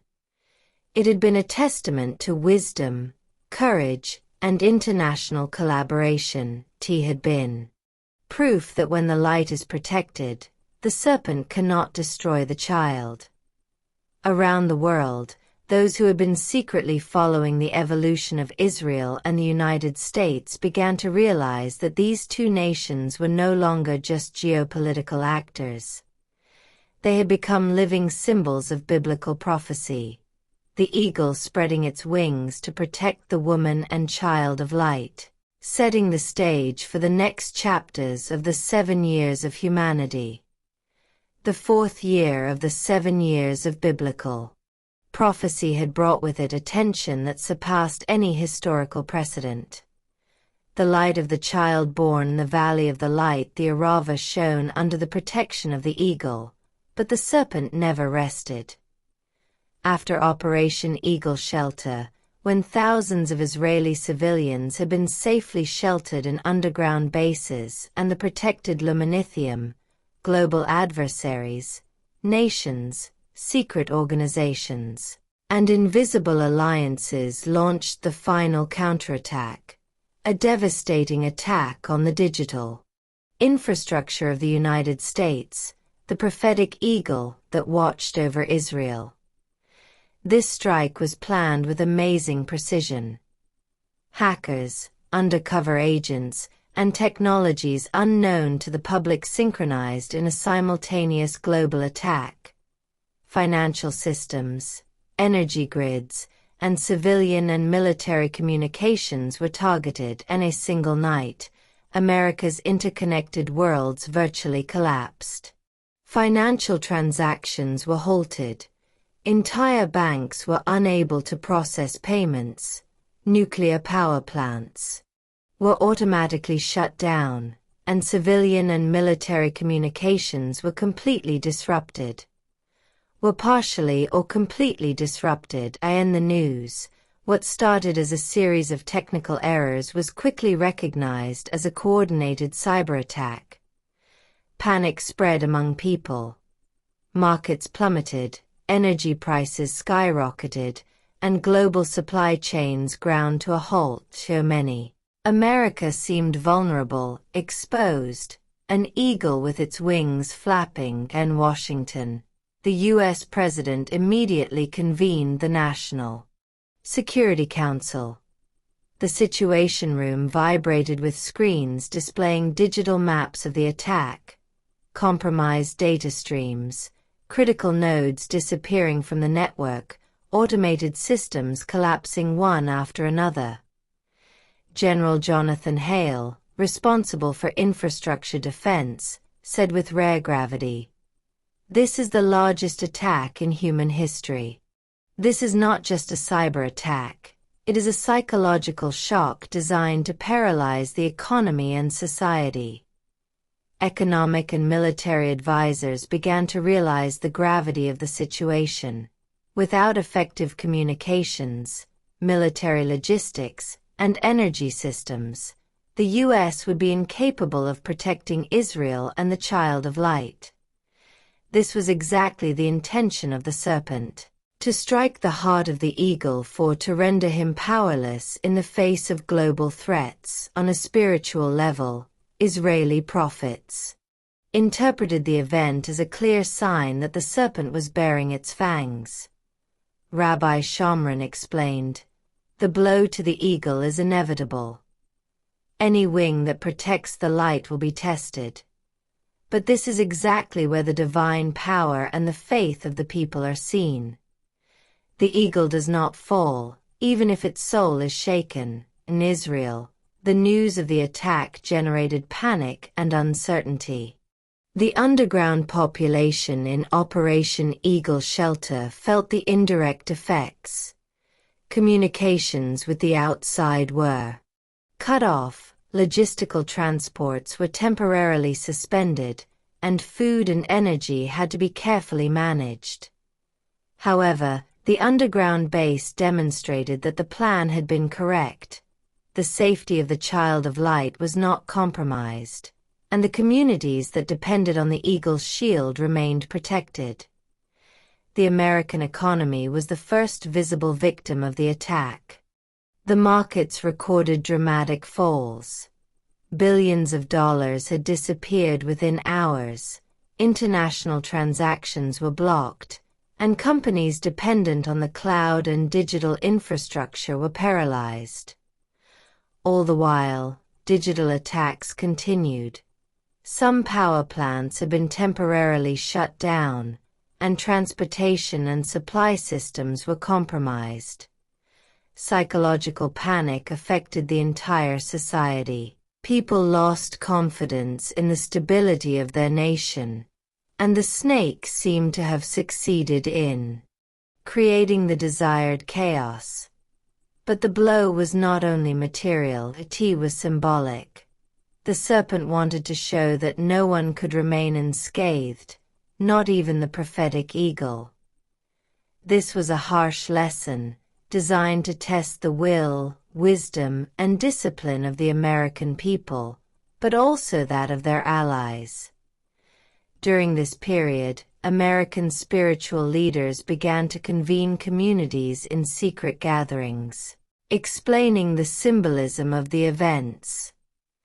"This is not the fall of the eagle," one of them said, "but its trial. When the eagle is struck, it spreads its wings more powerfully. And the Child of Light must feel divine protection even in times of crisis." In Israel, the message was similar. The people must remain calm and trust in the divine plan. The rabbis used quotes from Revelation 12. "And the two wings of the great eagle were given to the woman, that she might fly with them into the wilderness." This was not just a metaphor. In reality, the wings of the eagle, the USA, were being tested to the limit. On The ground, American and Israeli military teams reacted quickly to limit the damage. Alternative communication networks were activated, redundant power systems were put into operation, and emergency logistics centers began distributing critical resources. Experts managed to counter most of the attack, but the economic and psychological effects continued to be felt for months. At the same time, the attack forced the U.S. to re-evaluate international alliances. China and Russia, detected as the sources of the attack, were confronted diplomatically and economically, and the U.S. began to activate its networks of global influence. The blow to the eagle was a harsh awakening. The modern world was more vulnerable than anyone had thought, and the protection of the child of light could not be taken for granted. The spiritual side was just as intense. Rabbi Shomron and the other leaders explained that these events were prophetic. Not just the eagle, but all of humanity would be tested in the coming years. Nations will fall and rise, they said. But the child of light must be guarded. And only through faith, wisdom, and courage can we overcome the trials that lie ahead. Religious leaders around the world use the event as an example of the fragility of modern civilization, but also of the importance of divine protection. This created an unexpected solidarity among spiritual communities, strengthening the symbolic bond between Israel, the United States, and the child of light. Thus, the strike on the eagle marked the beginning of the temporary downfall of America's seemingly invincible power. In reality, however, the strike was also a signal. The eagle had to adapt, to learn, to strengthen their wings. The test was a harsh but necessary one, setting the stage for the next phases of the 7 years: direct confrontations with the serpent, the protection of the child, and the balancing of the forces of darkness and light. Finally, the chapter ends with the image of an eagle wounded but not defeated, with its wings shaken but ready to continue its flight. The serpent bared its fangs, but the child of light remained protected, and Israel and the U.S. learned profound lessons about vulnerability, solidarity, and faith. This was the blow that shook the world, but did not destroy hope. The fall of the nations was only the beginning of the ultimate test. The fourth year of biblical prophecy continued to mark a period of global uncertainty and rising tensions. After the devastating blow to the American digital infrastructure, the U.S. was facing the collateral effects of an attack that had shaken the economy, destabilized communications, and caused panic among the population. During this period, Israel's symbol of divine protection, the eagle, had to show the world that it would not give up, that the spiritual and strategic bond between the two nations remained solid, unwavering, and imperishable. Thus, the President of the United States decided to make a historic gesture in a globally broadcast speech in front of world leaders and the American nation. He swore allegiance to Israel and its people, reaffirming America's role as the protector of the child of light, according to prophetic symbolism. The speech was not just a political message, but an act with profound spiritual and geopolitical significance. The preparation of the speech began with days of consultations between political advisors, security experts, military leaders, and even spiritual leaders. The central theme was clear: it must convey to The world that, regardless of the attacks of the serpent and the economic or social chaos, the U.S. will not abandon Israel. The text of the speech was carefully drafted to include subtle references to biblical prophecy, the symbolism of the eagle, and the importance of protecting the child of light. In downtown Washington, the stage was set in a solemn manner. The American flag waved alongside the Israeli one, and the spotlight symbolized an outstretched wing, a message of hope and protection.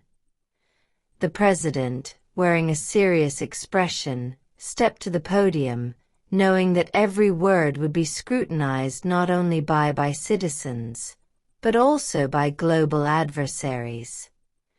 The speech began with the recognition of the difficulties the American nation was going through.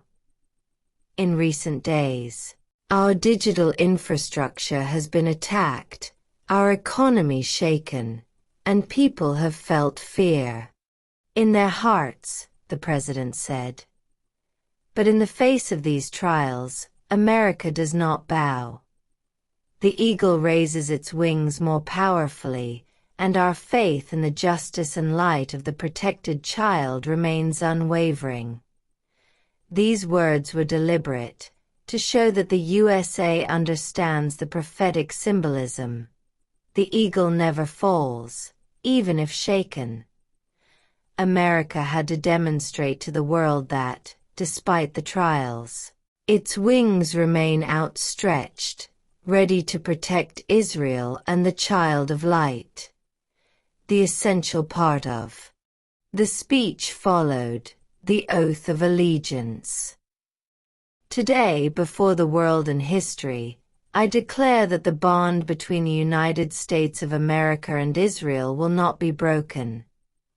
Nothing, not cyber attacks, not economic pressures, not military threats, will separate us. We're united by values, by faith, and by the commitment to protect the child of light. This is our sacred mission, and we will respect it to the end. This oath was perceived as a direct message to the serpent. There is no escape, there is no weakness. In terms of prophecy, the eagle spread its wings not only as a symbol, but as a concrete action. The protection was active, determined, and relentless. International reactions were swift. Leaders in Israel sent messages of gratitude and solidarity, and spiritual communities around the world interpreted the speech as a manifestation of divine power through the United States. Israeli rabbis emphasized that the president's gesture was not just political, but prophetic. The eagle manifested the power to support the woman and child of light. Even in the U.S., the population felt the impact of the speech. Despite the economic panic and recent attacks, the message of solidarity and protection created a symbolic unity among citizens, military and spiritual leaders. For many, it was a reminder of the nation's higher purpose, protecting the good in a world threatened by darkness. On the ground, the reactions were concrete. Protection plans for Operation Eagle Shelter were accelerated and strengthened. Israeli underground bases, already secured, received additional American equipment to deal with future attacks. Alternative communication networks were expanded, and military personnel were mobilized to counter any sabotage attempts. The president's oath remained not just a symbolic statement. It was a direct order, a defense strategy, and a commitment to protection. And the laboratories in the Arava Valley, the research team felt a positive psychological effect. Layla Ben-Gurion and Dr. Noam Hadar observed that the luminithium seemed to pulsate more steadily, as if the energy itself felt that the protection was being strengthened. This was a symbolic and, at the same time, technological manifestation. The morale of the people and the energy security went hand in hand. The speech also included a call for global unity. The president emphasized that the protection of the child of light is not only a mission of America and Israel, but an example for all humanity. When the light is threatened, it is our duty to protect it. This is not just the policy of one nation, it is the responsibility of all who believe in justice and hope. With these words, the U.S. reaffirmed its role as a moral and strategic leader, showing that no blow from the serpent can weaken the commitment to the protection of the light. The president's oath was not just a promise, it was a clear warning. Whoever threatens Israel and the child of light will face the combined power of the two nations. In the days the speech had concrete effects. In Israel, the morale of the population increased, and cooperation between the military, researchers, and civilians intensified. In the U.S., defense strategies were re-evaluated and strengthened, and the global community began to perceive that, in the face of the serpent's attacks, there was a strong alliance that would not yield. On the spiritual level, religious leaders explained that the president's oath represents one of the two wings of the eagle. The first wing, technological and military, physically protects Israel and the child of light. The second wing, spiritual and moral, demonstrates the commitment to maintaining the sacred bond between nations and divine protection. The chapter ends with the symbolic image of the president looking at the flags waving together. The eagle and the woman. The U.S. and Israel, united in faith and commitment. The blow to the eagle had been strong, but not destructive.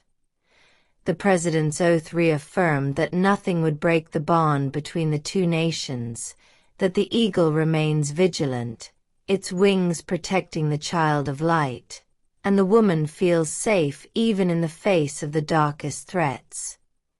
Throughout the world, the message was clear: sacred alliances, spiritual protection, and moral commitments can be more powerful than any material attack.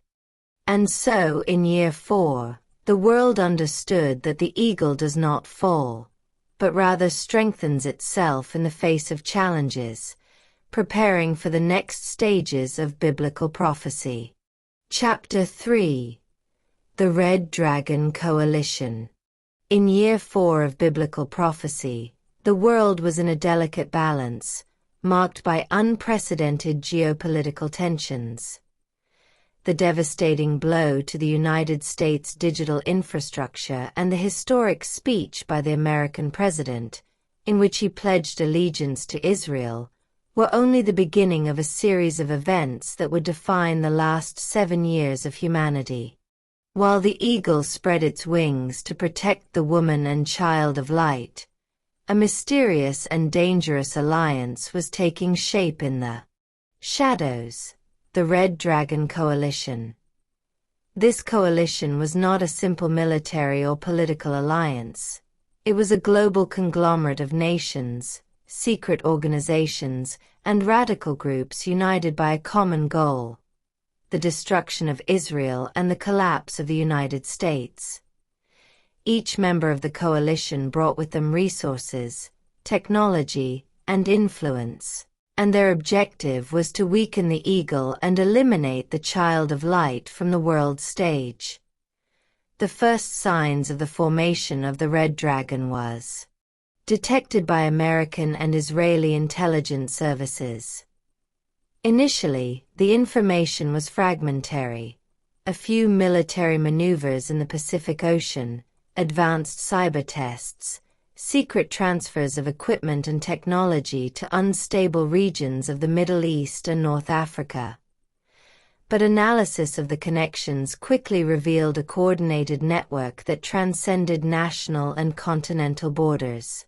China, Russia, and Iran were at the center of this coalition, providing technological expertise, financial resources, and diplomatic support. Militant groups from Syria, Lebanon, and Yemen joined forces for direct ground operations, while global hackers and espionage organizations created a digital infrastructure designed to undermine any defenses. In strategic terms, the Red Dragon Coalition operated as a single body, combining the economic, military, and technological resources of its members to simultaneously strike at the vulnerable points of the eagle and the woman. In Israel, intelligence services began to recognize the magnitude of the threat. The Mossad director, along with military advisors, stated, "This is not just an alliance against us. It is a coalition against the light and the world order." All the recent attacks, cyber, diplomatic, military, are just the beginning. The Red Dragon will not stop until it destroys the child of the light. Meanwhile, in the U.S., the national security community began to analyze the coalition's every move. The simulated scenarios showed an unprecedented complexity: simultaneous cyber, energy, economic, and military attacks, coordinated in real time. Each attempt at destabilization was carefully planned to maximize chaos and test the eagle's response. On the diplomatic front, the coalition members used various fronts to avoid direct involvement. The UN resolutions were manipulated to appear neutral or to criticize Israel for excessive control over new energy technologies. China and Russia used discourses about global balance and the sovereign right to mask secret collaboration. In reality, these speeches were only the facade of a coordinated and well-calculated plan. Each member nation hid its direct contribution, but together, the Red Dragon had immense power. In parallel, militant groups and private armies began to organize local attacks against Israeli infrastructure. Unmanned aircraft, reconnaissance drones, and cyber attacks on energy networks created constant pressure on the operations to protect the child of light. The goal was to force the eagle to disperse resources and create gaps in its defensive shields. The laboratories in the Arava Valley, where the luminithium was studied and protected, became the focal point of the confrontation. Every security alert triggered preventive measures, and scientists worked under extreme pressure to avoid any energetic destabilization. Layla Ben-Gurion observed, "The Red Dragon does not attack only physically, it attacks psychologically and spiritually. Every move is calculated to create panic, fear, and doubt. But the light must endure." The United States responded with a rapid mobilization of resources. Special military operations, advanced cyber programs, and integrated intelligence centers were activated to counter the Red Dragon Coalition. The American president convened an emergency meeting with Israeli leaders and the commanders of the most advanced security teams. The strategy was clear: not only the protection of the child of light, but also the neutralization of the Red Dragon through preventive and deterrent actions. For the first time, the eagle no longer acted only defensively. American and Israeli forces began planning operations that would reach the critical nodes of the coalition: communication systems, logistics centers, and strategic warehouses. But any move had to be calculated to avoid escalating into an open conflict on a global scale. On a spiritual level, Israeli rabbis emphasized the importance of unity and faith. The Red Dragon Coalition symbolizes the darkness that gathers against the light, said Rabbi Shomron. But this is also the confirmation of the prophecy. The eagle must spread its wings fully, to protect the woman and the child. Every threat brings an opportunity to demonstrate the faith and courage of the chosen people. In civilian communities, people began to be trained for crisis situations. Evacuation plans, underground shelters, and alternative communications were strengthened. The existing panic due to previous attacks was used by military and spiritual leaders to educate the population about their role in protecting the child of light. Globally, members of the Red Dragon Coalition continued to operate. Undercover, cyberattacks, diplomatic infiltrations, economic manipulations and media provocations were coordinated to create confusion and weaken public morale. Each action was carefully calculated to test the eagle's response. However, this secret coalition had a vulnerability. Any revelation of any part of the plan could be exploited by the US and Israel to destabilize the entire mechanism. The chapter ends with the image of a world on the brink of chaos. The eagle, although wounded and subjected to harsh tests, remained vigilant. The woman and child of light were protected, but under constant pressure from a coalition that symbolized the forces of darkness gathered for destruction. The Red Dragon was no longer just a theoretical threat. It had become a reality, and the confrontation between the light protected by the eagle and the shadows of global power was imminent. This was the moment when the world understood that the last 7 years of humanity would not be marked by symbolic prophecies, but by a real multidimensional struggle between the forces of light and darkness, between eagle and dragon, between hope and chaos.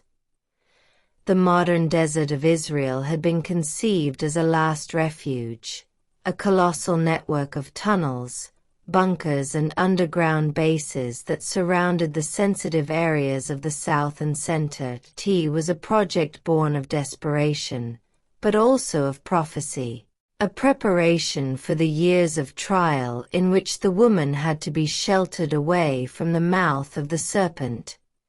Israeli and American engineers had worked for years on the underground fortifications, while civilians would be prepared for the moment when the light of the world would be threatened. But no one had anticipated the speed and brutality with which the serpent would strike. The first crack in the underground silence. It began with a vibration. On a hot June morning in the Arava Valley, surface sensors detected an anomaly. A series of micro-explosions, so subtle that at first they seemed like natural oscillations of hot sand. But the Aquila shield system algorithms confirmed. They were mechanized activities, coming from outside. The snake was approaching. The underground tunnels, tens of kilometers long, housed families, children, the elderly, researchers and military teams. They were compartmentalized into living zones and defense zones, with thick walls and fortified doors capable of withstanding massive explosions. But the snake, the symbolic name for the network of attackers coordinated by the Red Dragon Coalition, was not coming from the front. It was not coming from the air or the sea. It was coming exactly from where it was thought it could not penetrate. From the depths, clandestine branch of the coalition had discovered the hidden entrances through spy satellites combined with Chinese underground detection equipment. Within hours, A team of Iranian commandos and Russian mercenaries had drilled through the first layers of the outer tunnel. By the time the Israeli system alerted the central base, it was already too late. A breach had been created. 2. Panic underground. The reddish light of alarms filled the corridors. Civilians began running in all directions as soldiers tried to mobilize their defensive positions. The dull sound of the detonations reverberated through the walls, amplified by the narrow space, turning each shot into an explosion doubled by the echo. A woman with 2 children in her arms shouted for her husband. The elderly were helped by volunteers to approach the safe areas, while researchers from the energy laboratory of the child-of-light tried to secure the sensitive rooms to prevent an uncontrolled reaction. The tunnels, although well built, were not made for a massive assault by an adversary prepared to penetrate with top technology. Small drones, the size of a palm, began to explore the dark corridors, projecting red scanning beams onto the walls and transmitting images in real time to the commanders on the surface.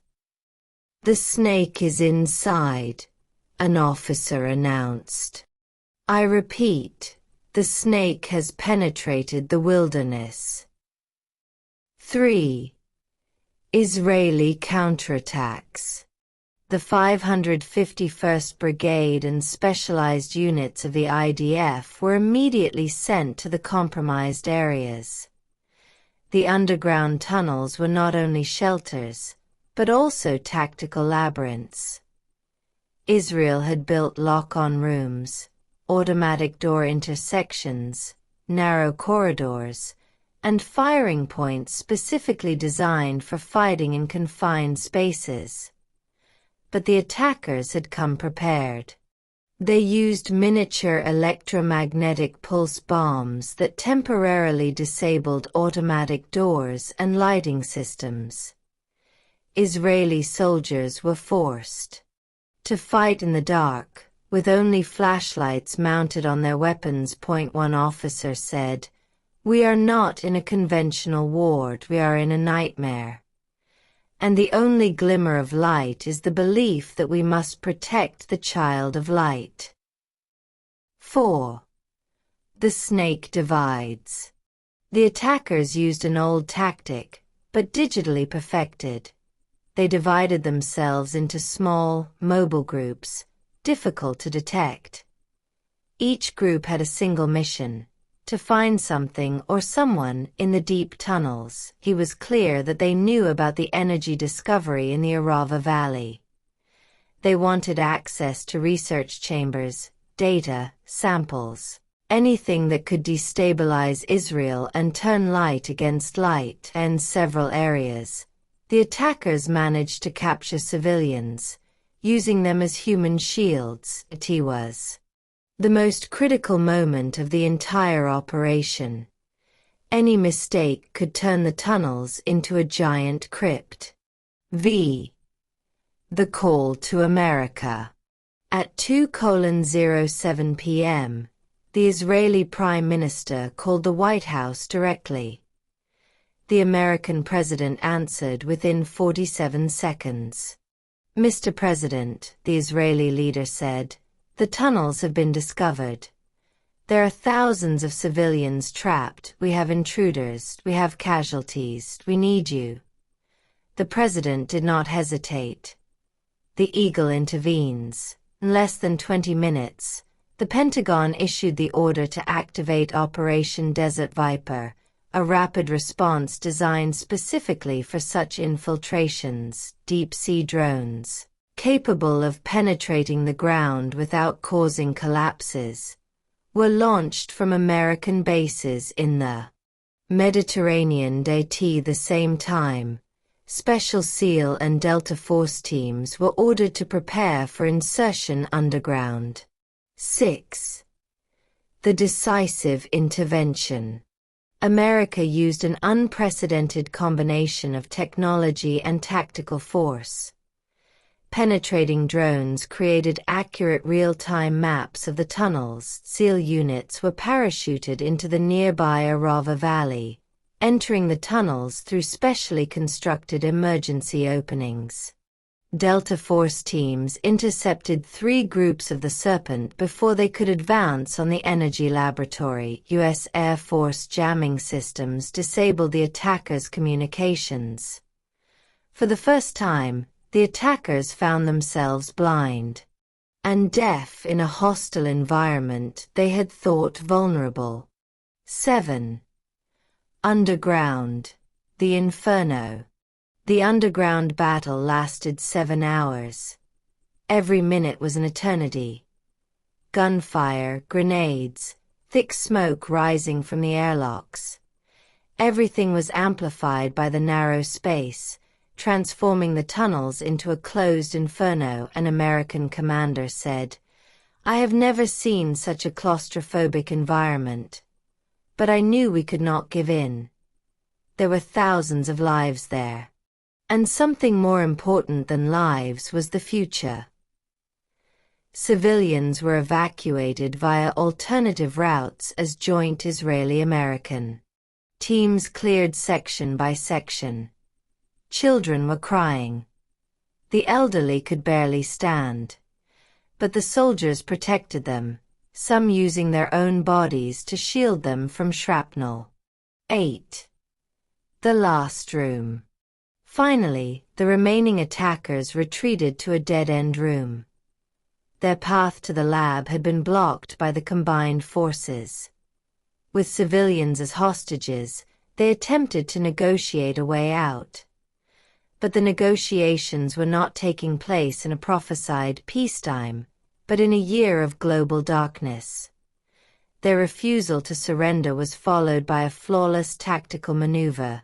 The SEALs used a non-lethal gas, and the Israeli soldiers recovered the hostages with pinpoint accuracy. No civilians died in the final confrontation, a miracle in a chapter dominated by horror.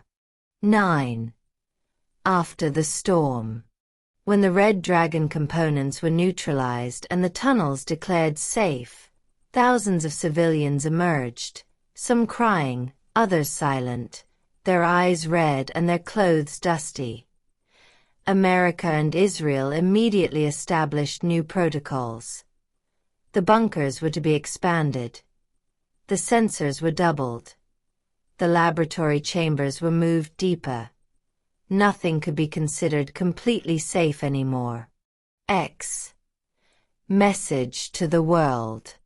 That same evening, the American president said in a televised speech, "The serpent tried to strike the woman in the wilderness. But the eagle has come. And we will not give up. Israel will not stand alone as long as the light exists. We will defend it." The Israeli Prime Minister added, "This is only the first attempt. But the child of the light remains protected. We remain standing." The chapter ends with the image of the wilderness, calm on the surface, but still vibrating with the echo of the battle waged in the depths. The serpent struck, but the eagle responded. And the world now knows that the prophetic war has entered a new phase, one in which nothing is hidden, neither above nor below the earth. At the dawn of the 5th prophetic year, the world stood on the edge of a digital abyss. The attack on American infrastructure had shaken the financial banking systems, the energy networks, and even the military's communication capacity. No one he could no longer deny that the snake had directly hit the eagle. But what at first seemed like a defeat was now turning into a turning point. Once awakened, the eagle became more dangerous, more determined, more ready to spread its wings in their final formula. And that formula bore a name that would remain in history: Omega Shield. The genesis of a total shield. The Omega Shield was not designed as a simple digital defense barrier. It was the culmination of 2 decades of research in cybersecurity, adaptive quantum algorithms, and military intelligence. Initially, they had been just experimental protocols designed by DARPA for extreme, last-resort situations. After the Red Dragon Coalition strikes, these protocols were taken out of secret drawers and transformed into a national emergency plan. The White House. Advisors sat around the Situation Room table. The president's face illuminated by blue holograms of the global infrastructure. The general in a digital uniform said bluntly, "Mr. President, if we activate the Omega Shield, there is no turning back. We will take control of all our networks, and some of the world's. We will become a single point of planetary defense. But the domestic cost will be enormous." The president replied without hesitation, "Israel is in danger. The free world is in danger. In the name of these 2 nations, the shield will be activated." 2. The day the Internet went down. At 04:11 on the East Coast, military servers initiated the Omega sequence. Within minutes, national networks began to undergo a massive reset, coming under a unified system of control. To the population, it seemed that the Internet died. Websites inaccessible, applications unresponsive, banks closing their access ports, transportation systems stuck at a single centralized traffic light. And the first hours, panic was almost total. Ordinary Americans, still traumatized by the recent attacks, thought the country was falling into chaos. But in reality, it was exactly the opposite, a forced and implacable rise of order. The Omega Shield was rising. 3. What Omega really was. The global digital shield had 3 essential components. The first barrier, a quantum firewall capable of anticipating attacks before they were launched, intercepting the digital signatures of the Red Dragon Coalition at the level of computer particles. The second barrier, a centralized control system that united the energy, banking, military, and civilian networks into a single architecture, so that an attack on one node would be cancelled by the others. The third barrier, a secret module, known only to a few generals, that could completely freeze any international digital infrastructure considered hostile, a total cyber weapon. The main target was clear: protecting Israel, the child of light, and keeping the eagle in flight. 4. The global reaction. When the world realized what was happening, the reactions were mixed. Europe watched with anxiety, fearing that America had become too powerful digitally. Southeast Asian countries welcomed the measure, hoping that the shield would block China's repeated cyber attacks. The Red Dragon Coalition lost, for the first time, access to Western infrastructures that it had easily penetrated until then. Beijing issued an angry statement. The United States has taken global digital control. This is a declaration of war. But it was too late. What had been lost in previous years, speed, trust, and the ability to anticipate, had now returned to colossal levels. The Omega Shield was active. The price paid by the Americans. Even if the shield worked, the domestic costs were devastating. 1. The national economy was almost paralyzed. Private companies could no longer access their external servers. Banks operated only through internal, military-controlled channels. Thousands of small businesses closed in just a few days. 2. Daily life became difficult. People couldn't pay their bills online, couldn't use their cards, couldn't communicate except through networks authorized by Omega. Schools had switched to analog systems. Planes flew only when absolutely necessary. 3. Political tensions exploded. Part of Congress accused the White House of establishing a digital dictatorship. Protests broke out in 17 cities. One senator said, "We liberated Israel, but we put America in chains." But others defended the measure as the only one capable of preventing the collapse of national systems. 4. Homeland security was affected. While Omega redistributed resources, critical systems such as hospitals or local defense networks were operating at a minimum. There was a real risk that entire cities would be left without power. And yet, the president did not hesitate.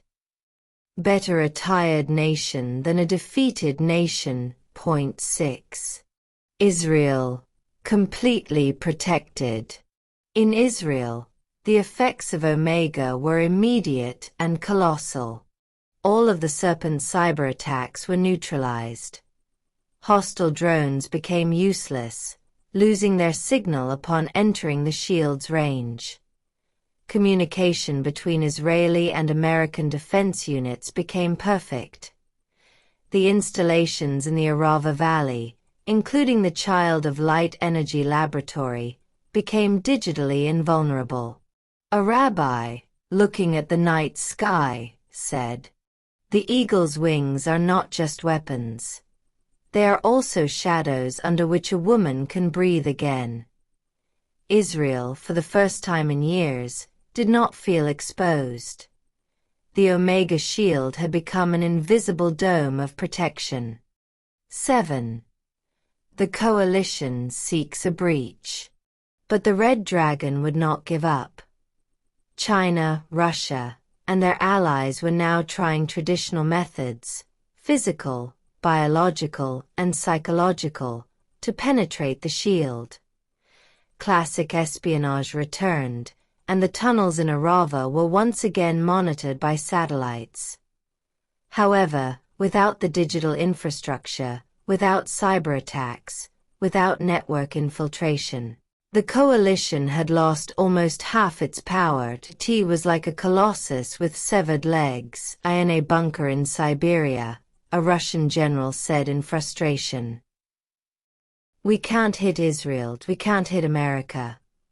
Omega is a wall higher than anything I've ever encountered." But frustration would turn to despair. Despite the tensions, the shield held. And with each passing day, the algorithms learned more, becoming smarter, faster, more efficient. 8. Moral consequences. American society was divided. Some saw Omega as divine protection, a digital manifestation of a biblical prophecy.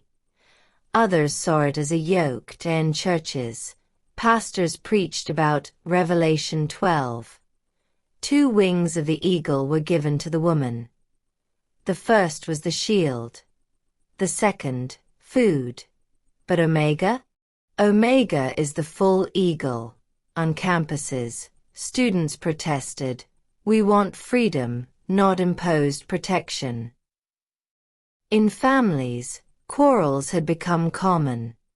Parents feared for the future, young people for freedom, politicians for power. 9. The president before the nation. 3 weeks after Omega was activated, the president appeared on national television, wearing the same calm expression the world had seen so many times. "Dear Americans, I know we pay a price. I know life is not easy. But today I can tell you one thing for sure. Israel is alive. The child of light is protected. the serpent can no longer attack the woman. Then he added, with a solemnity that filled the screens, "We will rebuild America. But first we must save the world." X. Omega becomes a symbol. Despite its internal suffering, the Omega shield had become, within months, a global symbol of resistance. T was the eagle in its ultimate form, stretched across the world's digital sky, protecting Israel for as long as prophecy required. The United States was experiencing an unprecedented crisis.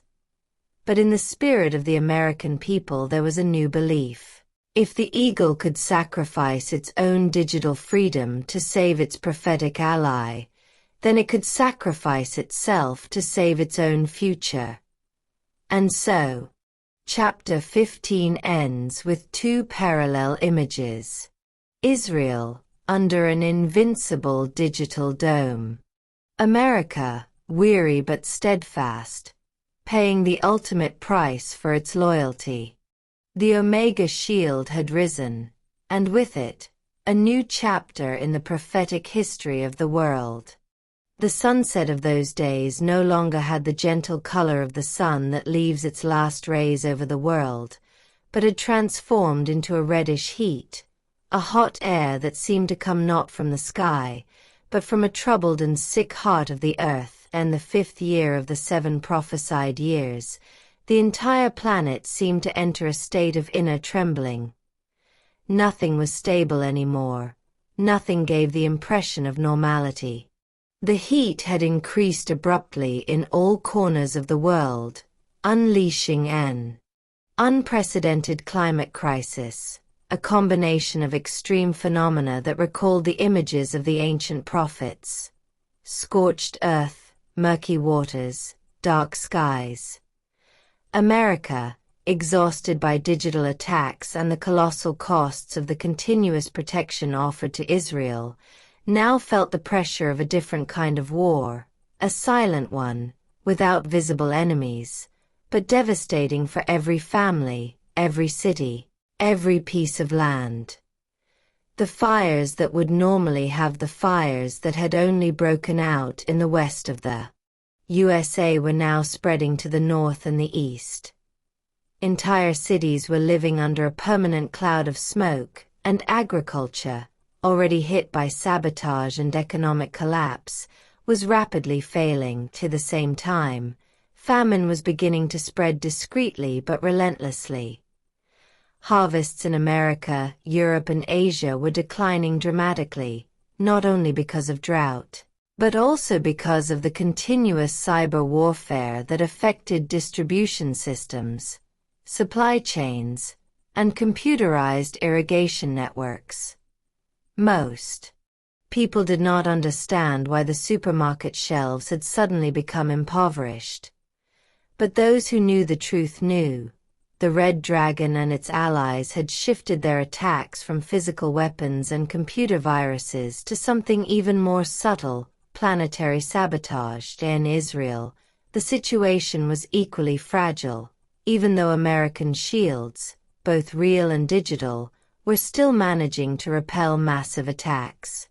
The modern desert, the network of tunnels, underground bases and secret shelters, had become a veritable network of hidden cities, now populated not only by civilians but also by researchers and military leaders trying to keep the discovery in the Arava Valley functional. The child of light, as the pure energy discovered had been called, was the only real hope of restoring global balance, but its large-scale use was becoming increasingly difficult due to constant attacks. In the 5th year, the effects of light and darkness were becoming visible not just for the initiated, but for all of humanity. A deep moral and spiritual divide was emerging. People who were seeking prophetic truth and people who were falling into despair, violence, and nihilism. In large cities, protests became violent, fueled by food shortages and the feeling that the world was heading for irreversible collapse. Part of the U.S. population accused the administration of investing too much in Israel while America was suffering. Others, on the contrary, felt that the connection with the chosen people was the only thing that kept them away from total destruction. In all this chaos, the President of the United States continued to speak of the biblical mission of the eagle. Many ridiculed him, but with each extreme weather phenomenon, with each economic collapse, with each attack of the red dragon, his words became increasingly difficult, harder to ignore, and a televised speech broadcast around the world while American cities were being hit by an unusual heat wave for the beginning of winter. The president uttered a phrase that would remain in history. The heat that is coming upon us is not just the sun, it is the heat of a prophetic sunset. But we, who wear the wings of the eagle, will not be brought down. Not now. In parallel, Israel was beginning to feel another type of pressure. The militias in the north and east, reorganized, were receiving new weapons supplied in secret by the Red Dragon Coalition. Experimental missiles, capable of bypassing conventional shields, were being tested more and more often. On several occasions, only the Omega Shield, the American Digital Shield, had managed to intercept the attacks at the last moment. Without it, thousands of civilians would have died, and the modern desert would have been compromised. In one of these attacks, 2 of the great Israeli tunnels were damaged.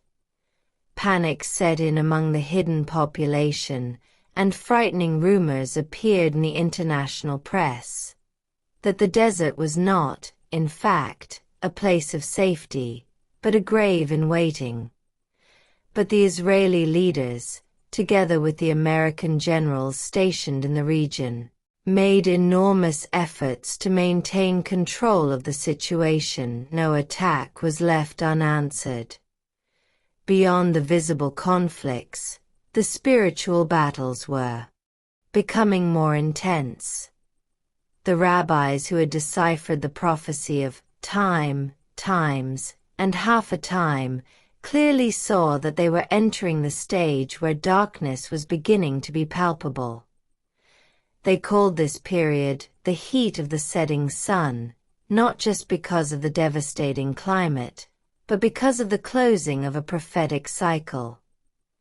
The sun, symbol of divine order and protection, seemed to be setting over the world, but not to disappear, but to announce a cosmic change. Although international alliances were collapsing, an unexpected phenomenon was occurring among some peoples.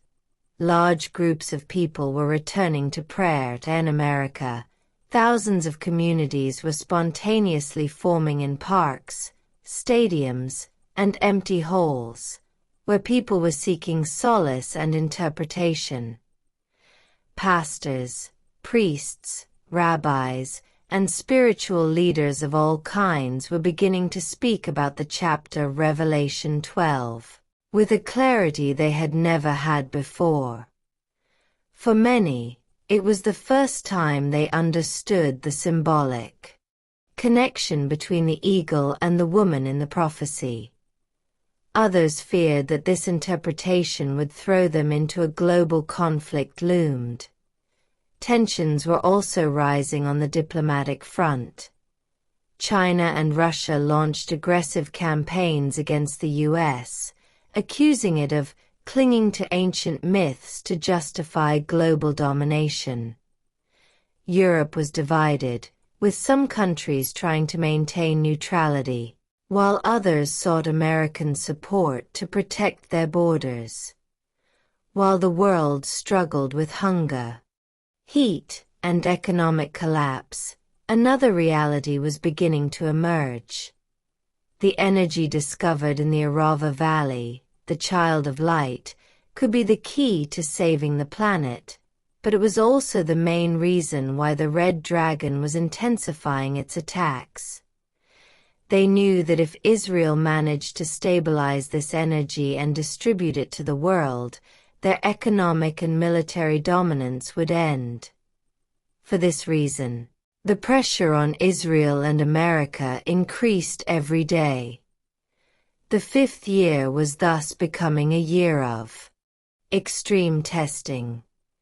The world felt like a field of a battle in which every country, every leader, every man was forced to choose between hope and despair, between light and darkness. It was not yet the end of the 7 years, but everyone sensed that what was to come would be even more difficult. The heat of the sunset, however, was not only about destruction, it was also about a purification, a world approaching a point of transformation, like a seed that must pass through dryness in order to sprout. The rabbis spoke of it in secret, that darkness was permitted only to reveal more powerfully the light that was to come. For America and Israel, it was the decisive moment when their alliance became not just political or military, but spiritual and prophetic.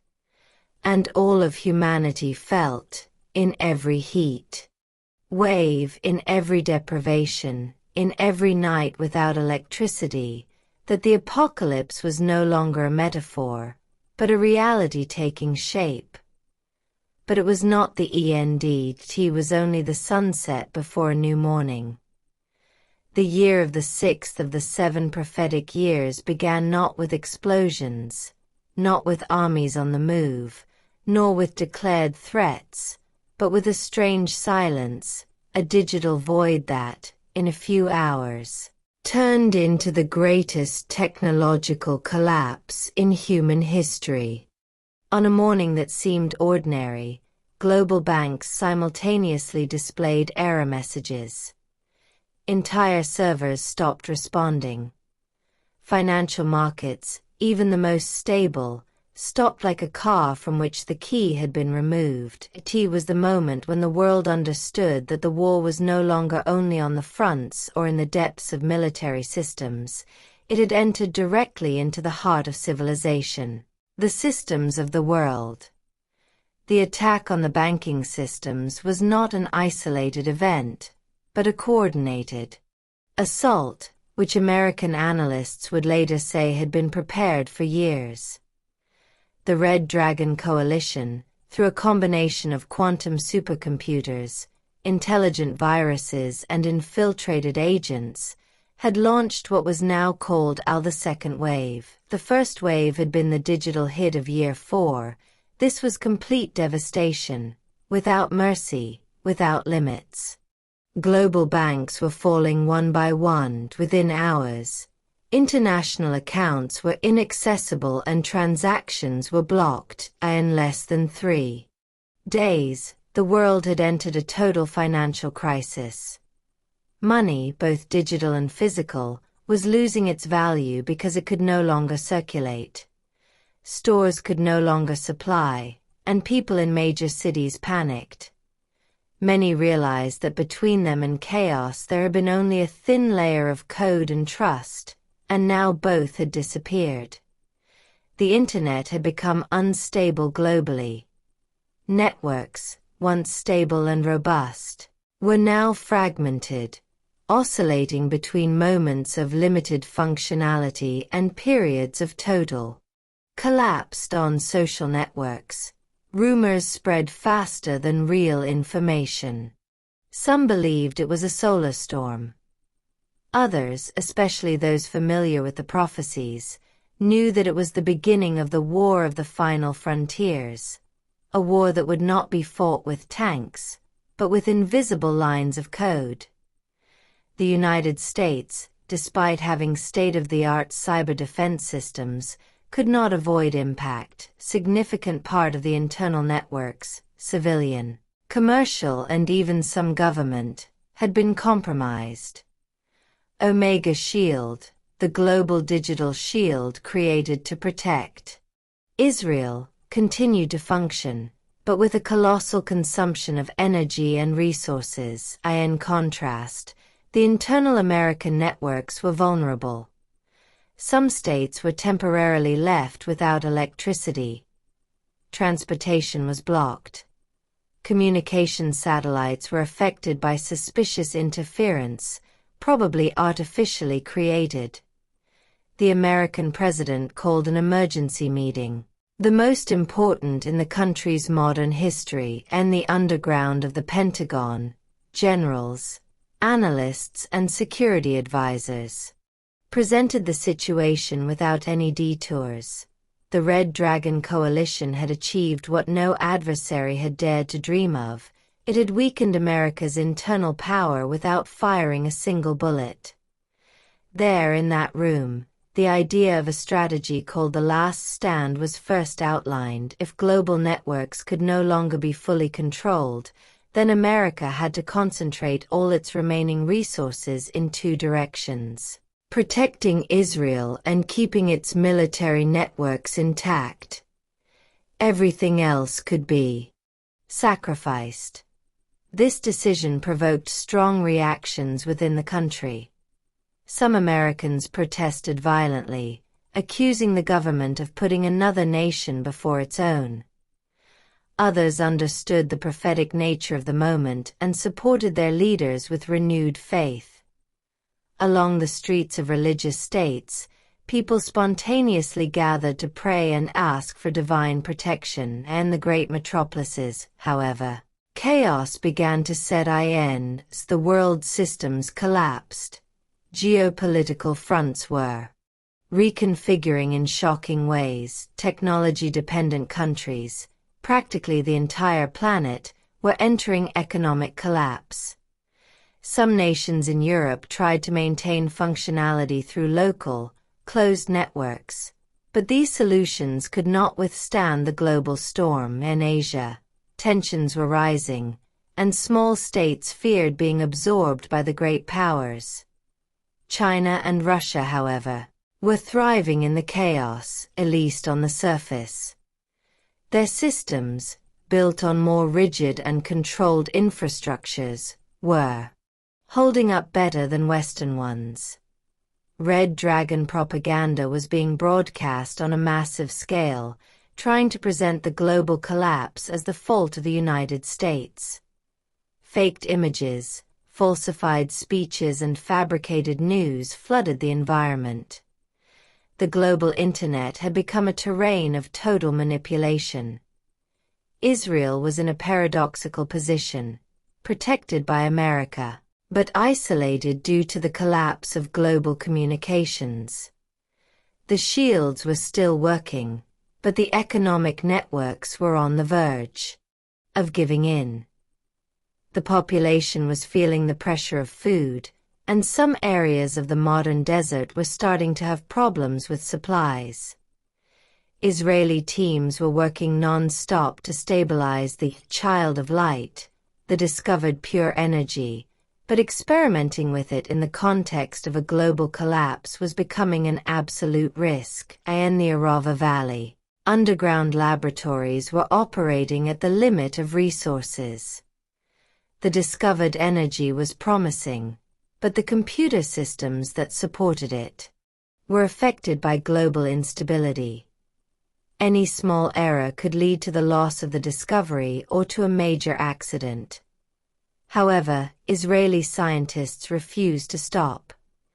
They knew that the light they were studying could become the only real salvation for humanity. Ironically, it was during this period of system collapse that most people around the world began to understand that technology, which they had considered a natural extension of existence, was in reality fragile and vulnerable. People were seeing for the first time how dependent they had been on it.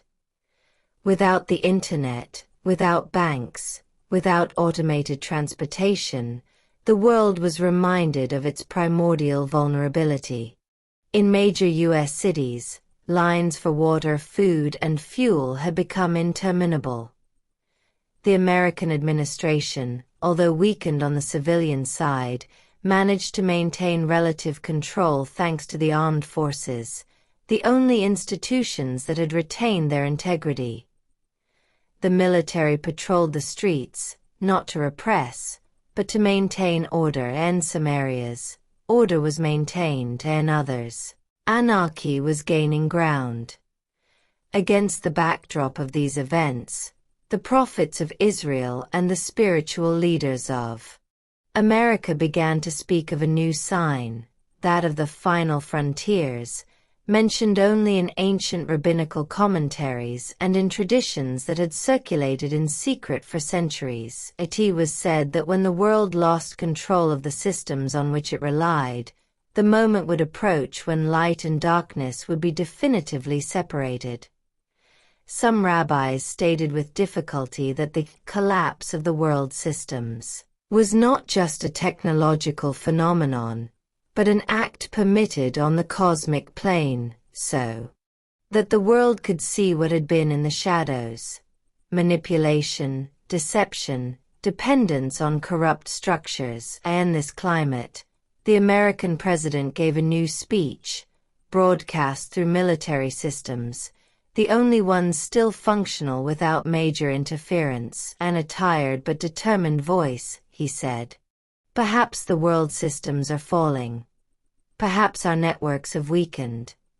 But I firmly believe that our strength lies not in circuits and servers, but in the spirit and faith and our alliance with Israel and with the God of our fathers. We will not give in."